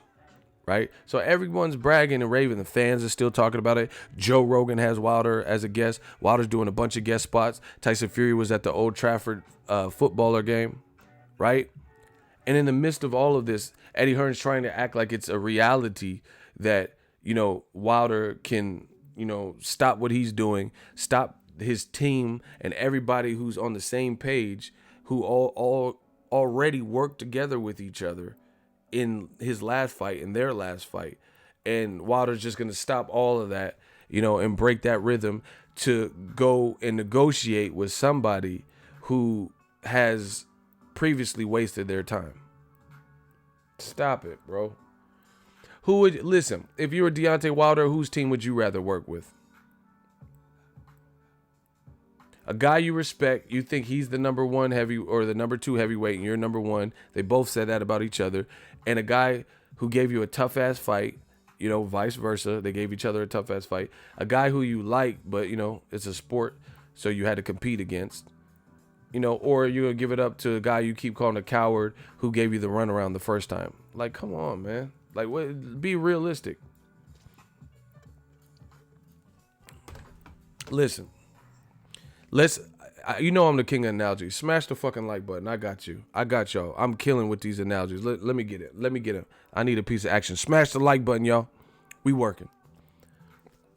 Okay. Let's say this is how women work. I'm going to tell you here's a quick analogy. Say you had an ex that you weren't fully over. She broke up with you. And then she started dating somebody else. Let's say the other person she dated was actually way worse than you. You know, like they were like verbally abusive. They were lazy, couldn't keep a job. And you didn't have, you know, you guys had your own problems, but it wasn't with the problems she had with that person. Let's say she says, fuck that. I'm out of here. I can't take this with the new dude, the rebound dude, right? And she breaks up with him. Now she's single.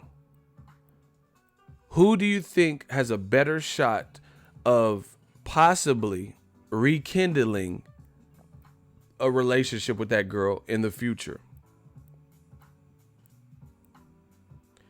You, the person who, you know, you had some things that obviously eventually led to a breakdown, but there was no cheating. There was nothing that was like egregious. Or the guy who cheated, the guy who was verbally abusing her, you know, the guy who was like real, like hurtful and, you know, lazy and stuff like that. Who do you think she would want to work with again or potentially be in a relationship with again? You, who didn't really do anything, you just got, you know, you guys weren't seeing eye to eye, or this other motherfucker who was cheating and doing the foul? That's the same thing with this Wilder Fury versus Wilder Eddie Hearns. You would rather work with Team Fury, Frank Warren, who you just had a successful event with. The rematch will be bigger, and it was pretty much smooth sailing as far as like sportsmanship, giving the guy, like Tyson Fury was cool about getting a draw. He says, I won, but this is the second best guy. He's a beast. You know, he gave Fury gave Wilder a lot of props. He said he's the hardest puncher in heavyweight history, and he would have nailed Joshua, blah, blah, blah. You know, Wilder did the same thing. He gave Fury a ton of props saying, oh yeah, he moves very well for a big guy, blah, blah, blah. So you want to work with that again, or you want to go and chance it, you know, and chance Fury, you know, he's not going to stagnate his career. Chance that he fights someone else and potentially lose, you know, depending on who he fights, you know, which would ruin the desire for a Wilder Fury rematch because you didn't strike where the iron's hot. And then you want to chance it by going with this team that gave you the runaround all of 2018. Said that in 2017, October, November, after the Takam fight, they said, oh, we want to fight Tyson Fury, Wilder, and Joseph Parker. Those are the 3 fights for us. The Wilder fight must happen, and you didn't fight him in 2018. What team do you want to work with? Come on, man.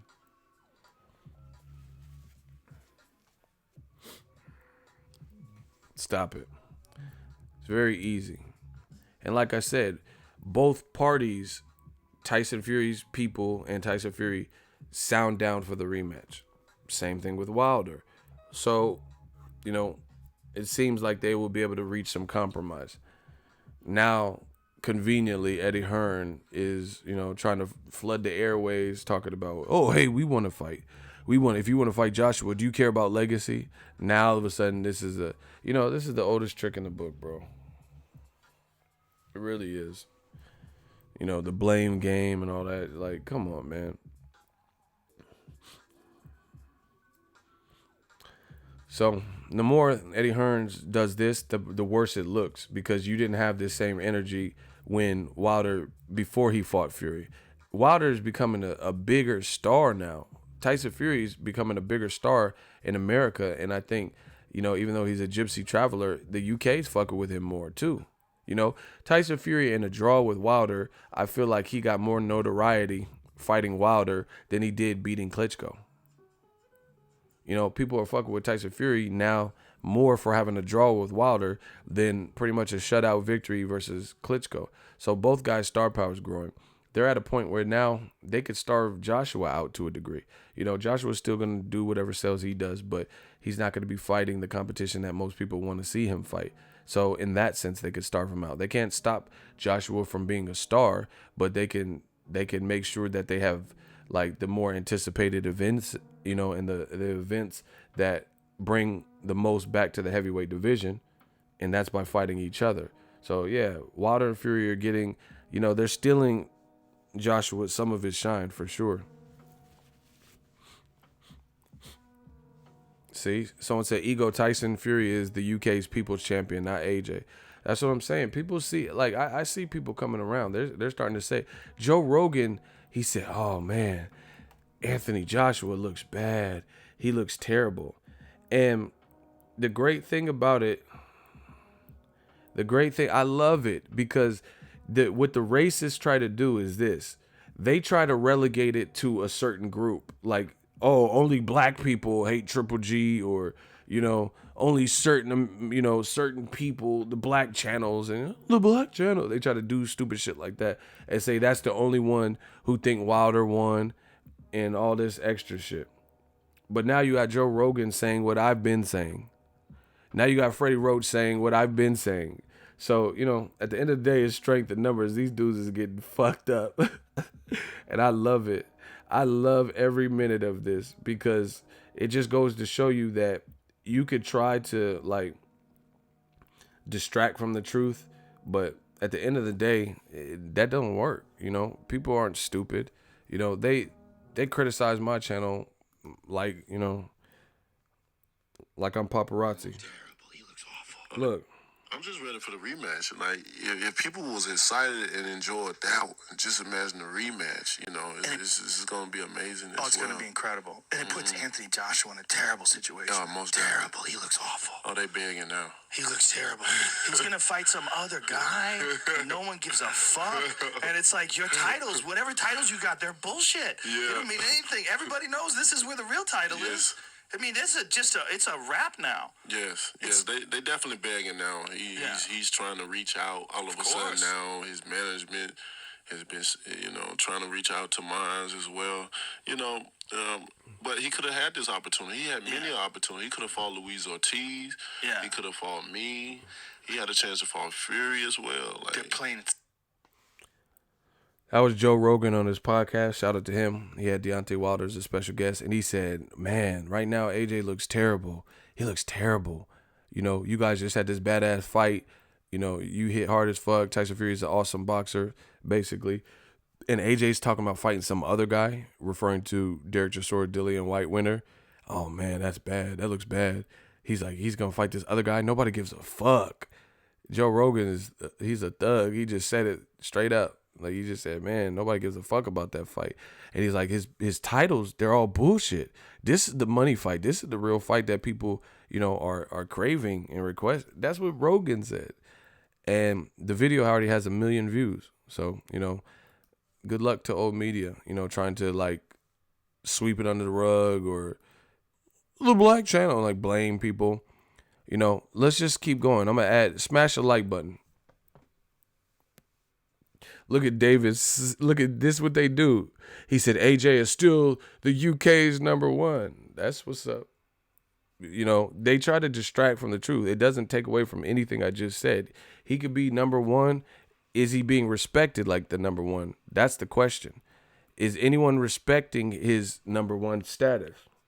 Or are people saying what Joe Rogan said, what Luis Ortiz said, what Deontay Wilder's been saying, what Tyson Fury's been saying? So you can leave these little peanut gallery comments, trying to salvage something. But at the end of the day, that's cool. AJ, he's the UK's number one. But is he being respected as the UK's number one? Or, did Tyson Fury convert some people? Did Wilder gain some people's respect? That's the real question. Bob Arum just said he has Anthony Joshua number 3. You guys are fucking trap B. Bob Arum puts Wilder and Fury, but he said he thought Fury won the fight, and he puts Joshua behind both of them. They put Joshua behind themselves too. Some people even put Joshua 4th behind Luis Ortiz. So you could put, AJ's number 1. That's great. He's the UK's number 1. But like I said, the public perception, some people, they're switching around the rankings. Now, new media, I'm just going to, I'm going to keep pissing them off. I'm just going to keep hurting some feelings. Smash the like button. Hold on. We got to hurt some more feelings. They want to come for me. Okay. Now, remember what I said about Wilder Fury? I said it was a draw. It was a drawish type of fight because those early rounds, I didn't have Fury capturing all of them. Now let's take a listen to Team Fury's Freddie Roach, who was in Tyson Fury's corner the night of the fight, who was brought in by Tyson Fury himself to be an extra set of eyes. Let's hear what Freddie Roach told to Fox Sports, and tell me if it doesn't sound like what your boy Ego, BoxingEgo, and New Media said. Shall we? Smash the like button. Did you feel like Tyson won the fight? I felt like Tyson won the fight. I thought he outpointed him with his jab, and I thought he outboxed him. But, getting knocked down twice in a fight is very difficult to come back from. I mean, if you win 8 rounds and your opponent wins the rest and 2 by knockdown, then that's a draw. So I don't think we can really complain about the draw so much, but because there was some rounds in there that he maybe gave away or so forth. But I thought he won more of the fight, and he was a showman in there. And I didn't expect it to be a split decision draw. Oh, what did you expect? I expected unanimous for us. I mean, I thought we did enough to win the fight for sure. Well, I guess that's where the controversy comes into play, right? Because I do think Tyson, if you look at the percentages and the numbers, he did outbox Deontay, but 2 knockdowns is huge. It's huge. It is huge. And he's the reigning champ. And, people don't take that so much into consideration. It's always been the way that you have to take the title from the champion. Yes. And like with 2 knockdowns like that, did he really take the title? It was, it was very close. And, again, you can't complain with the draw so much. Now that's coming from somebody who is on Team Fury, Freddie Roach. What y'all want with me? Once again, I beat another case. Y'all said I was biased and bullshit. Now you got Team Fury's own team saying you can't really complain with the draw because 2 knockdowns was huge. And there were some rounds he didn't say the beginning, but he said there were some rounds that, they really could have either went either way. He says, and the other thing is, most people know that you got to typically do more to take the champion's title. This is all things that I've said. Oh my gosh. Shout out to KF Harris. with the $2 super chat. And you see, and still, didn't I just say that? I am the Roy Jones Jr. in his prime of YouTube channels. Didn't I just say that? And still, I told y'all y'all didn't want to make me go back to the old ego. I would have killed that boy by mistake. And still, once again, I said it was a drawish type of fight. These are my words. Freddie Roach is saying exactly the same talking points that I've said. Yes, Tyson Fury, you win more rounds, outbox more rounds, but you didn't have any 10-8 rounds, so his shit was easy to score. Wilder saved himself and put himself back into contention by scoring 2, as Freddie Roach and the host of Fox say, huge knockdowns, which is people are going off the perception of how Wilder looked. It wasn't Wilder's best performance, and boxing, it doesn't matter if Wilder won any of the first 4 rounds by a little bit. If he won, he won. And you string that along with his 2 rounds where he had the big rounds and the knockdowns, that leverages things. Earlier in the fight, you even hear on Showtime's epilogue, Ben Davison says, I know there's opportunities now, but don't take them. He literally says this mic'd up. He said, there's opportunities right now, but don't take them. Just keep feinting and keep feinting, and then more shit will open up for you. This is exactly how Tyson Fury fought. The first 4 rounds or whatever, he moving and herky jerky. He wasn't that offensive. If he was more offensive and he landed some, bigger power shots and vicious body shots, then he would have easily won the fight, because that coupled with where he outboxed. But like I said, a draw is not as out of the question like Showtime and Paulie Malignaggi made it seem, because go look at the CompuBox numbers in the first couple of rounds. Tyson Fury outlanded Wilder by like 1 or 2 punches, and there were jabs. And Wilder was landing the harder shots when he did land. But people are going off the fact that he was trying for more and being made to miss, so it made him look, sloppy or inaccurate. But he also landed the harder shot. Come on, bro. You got Freddie Roach just saying the same thing as me, man. And, it's just a wrap. Y'all know it. Everyone said it was a highway robbery, but it really wasn't. Like I said, I could understand more controversy with Andre Ward, and this is all stuff I said before this. This is the beauty with what I do on my channel. I don't wait inside and see who says what and what celebrity boxers had it this way. I give you my immediate reactions, tell you how I felt and what I said. I told you I'd be willing to watch it again, but I was like, yeah, to me, it was a drawish type of fight. I'm glad that it was a draw, to be honest, because I said they both fought their heart outs, and neither one of them really deserved to lose. Can't wait for the rematch. They say, oh, Ego, you full of shit. Oh, Ego, you just hate Tyson Fury. Oh, Ego, you hate the UK. Oh, Ego, you're racist. But then now you have Tyson Fury's own, someone he enlisted as a cut man, so basically someone in his own corner, and he's like, oh, yeah, you can't really argue with a draw too much because the 2 knockdowns were huge. This is all shit I said. That's why all these like rants and stuff like, oh yeah, it's a robbery. It really wasn't like a draw. Like, you have a better case if they said Wilder won it, you have a better case of arguing that, because that means he would have to win another round too. Listen, I'm trying to tell y'all how boxing works.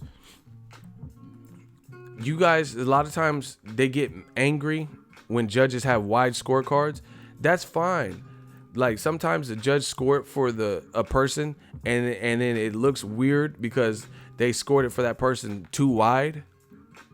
But you have to understand, even if they scored it for that person close, which would have been more realistic, it would have still been the same. It would have rendered the same outcome. That's what I'm saying. These motherfuckers can't add. They don't know shit about boxing. I'm trying to tell y'all. It's emotion with them. Like, okay, Canelo versus Golovkin part 1. Close fight. Canelo first 3 rounds, he was doing whatever, blah, blah, blah, right? Golovkin picked up the pace. Canelo fighting on back foot, blah, right? Adelaide Byrd had a bullshit scorecard. Everybody knows this. Saying Canelo won 10 rounds and Golovkin only won 2 is pure RD bullshit. But I also said then, and I'm saying now, neither fighter won 10 rounds. Golovkin didn't win 10 rounds either, in my view, right? So we know that's bullshit. But what if Adelaide Byrd, there were no knockdowns in that fight. If Adelaide Byrd scored the fight more reasonably, 115 to 113 for Canelo, something like that, it would have been the same outcome.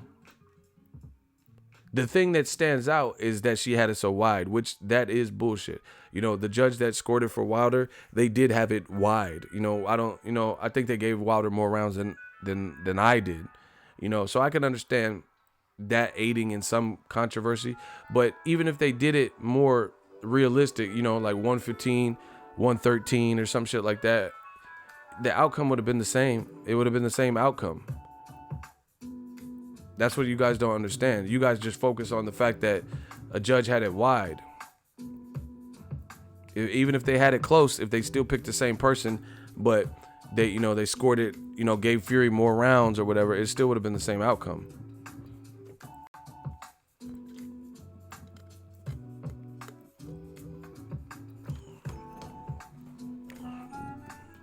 And then as far as people saying people saying the Wilder fans are reaching with the draw and all this bullshit. Like I said, Wilder could have arguably won. If I give him one more round, that means he would have won because I had it a draw. That's how a draw works. In a 12-round fight, 6-6. I got to watch the first 5 rounds again because if I gave Wilder one more round, because I did it all with the eye test, which I'm pretty good at. If I gave him one more round, that means he's the victor. That's how boxing works. So, that's just the reality. It was a good fight, great event. I'm fortunate to be enough and part of history. But you got Tyson Fury, someone who was brought in his own corner, saying you can't really argue with a draw because the 2 knockdowns are huge. You got people who are so emotionally invested and, they don't want to they don't want to be wrong, or they don't want Wilder or whatever to get any credit. So they're saying the dumbest of things like, oh, if he didn't have the 2 knockdowns. Yeah, I mean, you could do that with anything though. He did have 2 knockdowns. That's the reality of the fight we've seen. Yeah, of course, if he didn't have the 2 knockdowns, he wouldn't have won. But that's like me saying, oh, if Wilder didn't have any power, he would suck. But he does have power. So why are we talking about if he didn't have something that he does have? The fact of the matter is Tyson Fury was outboxing him for more rounds. But that doesn't matter if you have equalizing power and you leverage the score by getting 2 important, much needed knockdowns. And then it's tallied as a draw. That's boxing for you. If Tyson Fury got knocked down once, he would have won the fight. But getting knocked down 2, that just, that's like getting 2 points deducted at a crucial moment. This is basic boxing. People can't, like, Amir Khan would have beat Lamont Peterson if the referee, because it was a close fight. But the referee, the DC referee where Lamont Peterson is from, the referee deducted 2 points from Amir Khan. So if it was a close ass fight and the referee didn't deduct 2 points, then guess what? Amir Khan wins. But the referee did deduct 2 points, and you have to honor that. Whether you like it, Wilder scored 2 knockdowns. That leverages things. It's that simple. You can't be, oh yeah, Amir Khan. The ref, for whatever reason, he was the one officiated. He said Amir Khan lost 2 points. So in a close fight, that fucked Amir Khan up. Otherwise, Amir Khan would have won the fight. Same thing, so Tyson Fury in the rematch, he just can't get knocked down when the fight's close. When it's close enough. And he's the challenger fighting the champion. That's not a good look. Same thing with Andre Ward. If Andre Ward got knocked down a second time, it was that type of fight. The judges scored the Ward the fight victory by 1 round. So if he would have got knocked down once or two more times, if he got knocked down 3 times or 2 times, then he would have either scored a draw or he would have lost. This is basic elementary school math. But yet and still, you have people making videos, don't know what the fuck they talking about, screaming this robbery because whatever they said on the Showtime telecast or whoever said what, and, quoting all these fighters. Like, these dudes is fake as fuck. I'm trying to tell you. Andre Ward, that's my dude, and I'm not talking about him. I'm talking about the man fans are fake as fuck. Here's why the man fans are fake as fuck. Andre Ward's a real one. Andre Ward says a draw would be okay, but I personally had Tyson Fury winning. Not mad at that. That's cool, you know. However, this is the fake as fuck part. The fake as fuck part is this. Man fans that don't care at all what Andre Ward says 95% of the time because he's speaking on other issues, right? You don't care what he has to say. If he's talking about Kovalev and Kovalev, how he took the loss and how he beat Kovalev, they're like, shut the fuck up. You know, if you don't want to hear it. But then when he's saying one thing that you do like, now you want to cite him. So why don't you, if you respect his opinion so much, why don't you respect his opinion throughout his career? When he's talking about Carl Froch is salty, why didn't you respect it then? You say, oh, quit crying, Ward, you ducked a rematch, you know, saying stupid shit. This is what I'm talking about, the fake shit in boxing. They don't celebrate a lot of these fighters, oftentimes the black fighter.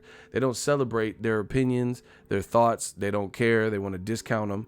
And then when it's convenient for them, the one time, 2 times or whatever, that it is convenient for them, then all of a sudden they want to use it. You know, Bernard Hopkins has said stuff about Golovkin's record at middleweight, ain't fucking with his.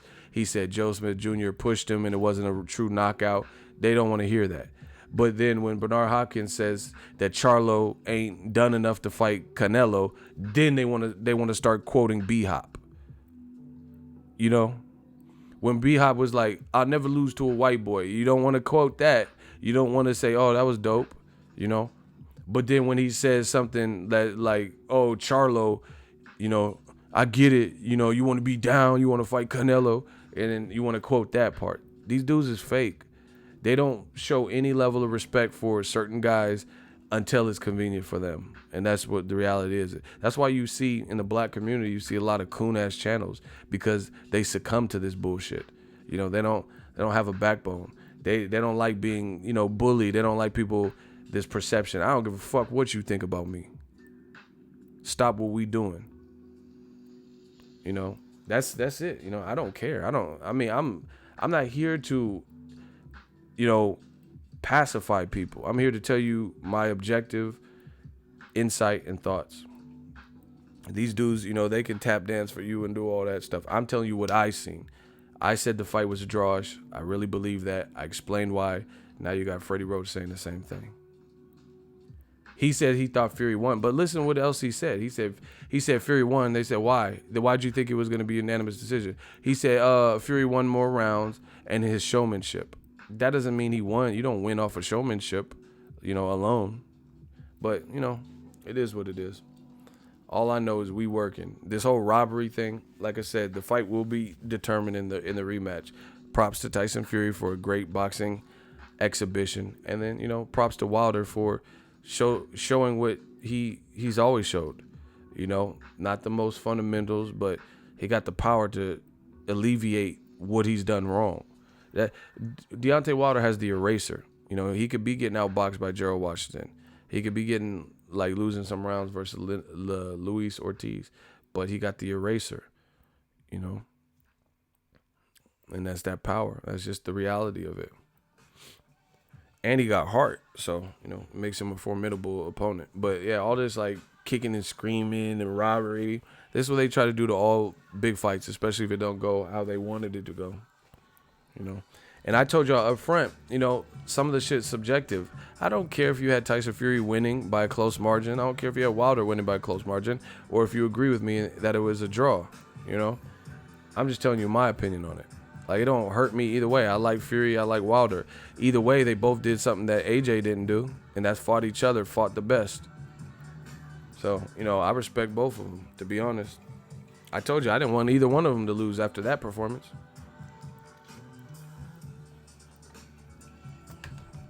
That's a very good point, Lamont. He said, crazy that we're still talking about Wilder Fury and Canelo fight is 3 days away. LOL, they really stole the show. That's a good point. That's what I'm saying. They said DAZN was killing Showtime, but people still talk about this Showtime fight. Showtime BT Sports shit. Yeah, man, the second fights is going to be important. Like, you know, because it's just going to be important. And that's just what it is. The other thing is, like, that's what I'm saying. Like, I'm not dissing Tyson Fury, but y'all keep running around masterclass performance and shit. I don't really feel like it's a masterclass where you get knocked down twice. You had a good boxing clinic, but masterclass, a master, you don't make pivotal, clutch mistakes or mistakes at a clutch time. Do you feel what I'm saying? So I wouldn't like had he not got knocked down, then it would have been masterclass maybe. But I can't say that's a masterclass when he got brutally knocked down and virtually knocked out of his senses and then had to get back up. That's not really a masterclass. And the other thing is, if you look at the actual stat, he landed 13 more punches. Mayweather versus Arturo Gatti, that's a master class. He was, rest in peace to Arturo Gatti, but that was a master class. Diego Corrales versus Mayweather, that's a master class. Like, look at how he pulls away. I guarantee you Floyd landed more than 13 punches, because he probably landed more than 13 punches in one round than Gotti or Diego Corrales. So that's what I'm saying. A lot of y'all know emotion, but y'all don't know boxing like you think you know. They say, oh, it was a master class by he landed 13 more total punches, and a lot of them were jabs. So I don't see like this master class, like, he did what he was supposed to do. He used his height, his length. He made Wilder miss, but he didn't all the way make him pay like Floyd would have done. Oh my gosh, like, no disrespect, but if Wilder looked like that fighting Floyd, it would have been bad. Floyd, Wilder would, because Wilder, just Floyd makes you, if you make a mistake, like he always said, if you make a mistake, you got to pay. Like, honestly, if the way Wilder was getting outboxed, imagine if Wilder and Floyd were not Floyd being a 47 pounder. I'm talking about if they were both naturally heavyweights, or if Wilder was a 147 pounder. Just because styles make fights. Floyd is just slick. He can fight off the ropes, and he's not getting knocked down because his defense is even crispier. You get what I'm saying? Imagine if Floyd fought Wilder, and he was like, Floyd, that's what I'm saying. Masterclass, Floyd will take away. He'll take off on your ass. Like, if you ain't done shit worthy in round 6, it's a wrap. Name somebody that did better than Floyd past the 6th round.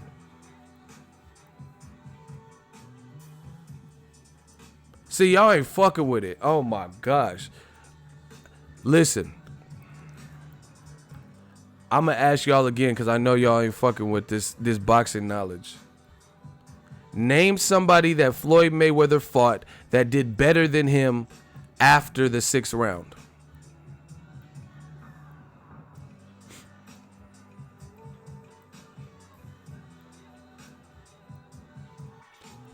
Fight could be as close as it wanted to be up until the 6th round, but name somebody that did substantially better than Floyd after the 6th. Ricky Hatton was doing cool, but then he got knocked out after 6. Oscar De La Hoya was doing cool, but then he tapped out after 6, and then that's where Floyd took over. Zab Judah was doing real good, but guess what? He started getting the life sucked out of him by them body work, and then they had that little war breakout, and then Floyd started taking over. Miguel Cotto was doing good up front. He did good up front. His best work, name a round past 6 where Cotto did great against Floyd Mayweather. No. Cotto's best work was in them early rounds when he made Floyd's nose bleed.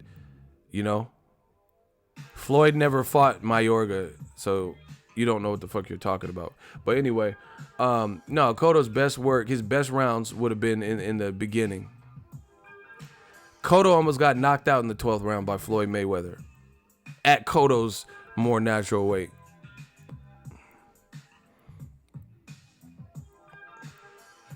Come on, man.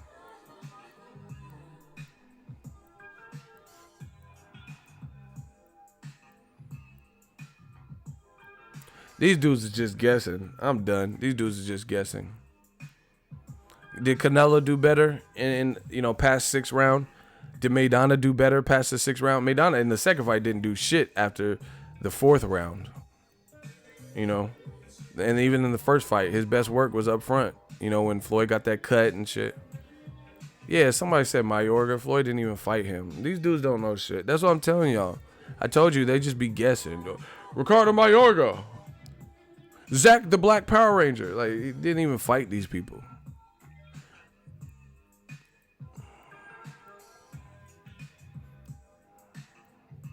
Listen, I'm not... Y'all just guessing. Tell me the rounds then. Name the person and tell me the rounds.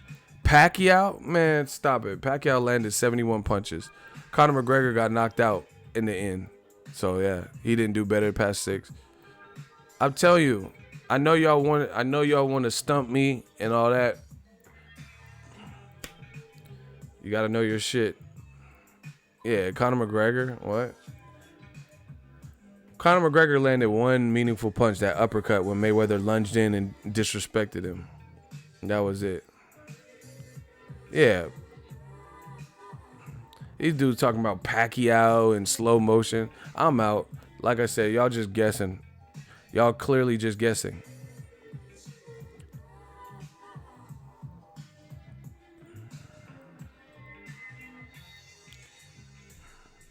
Yeah, y'all really guessing. I'm out. Holla at the kid, man. Thank you guys for tuning in. We got a new channel member. Salute to that. Shout out to the super chats. I'll be back with some more heat.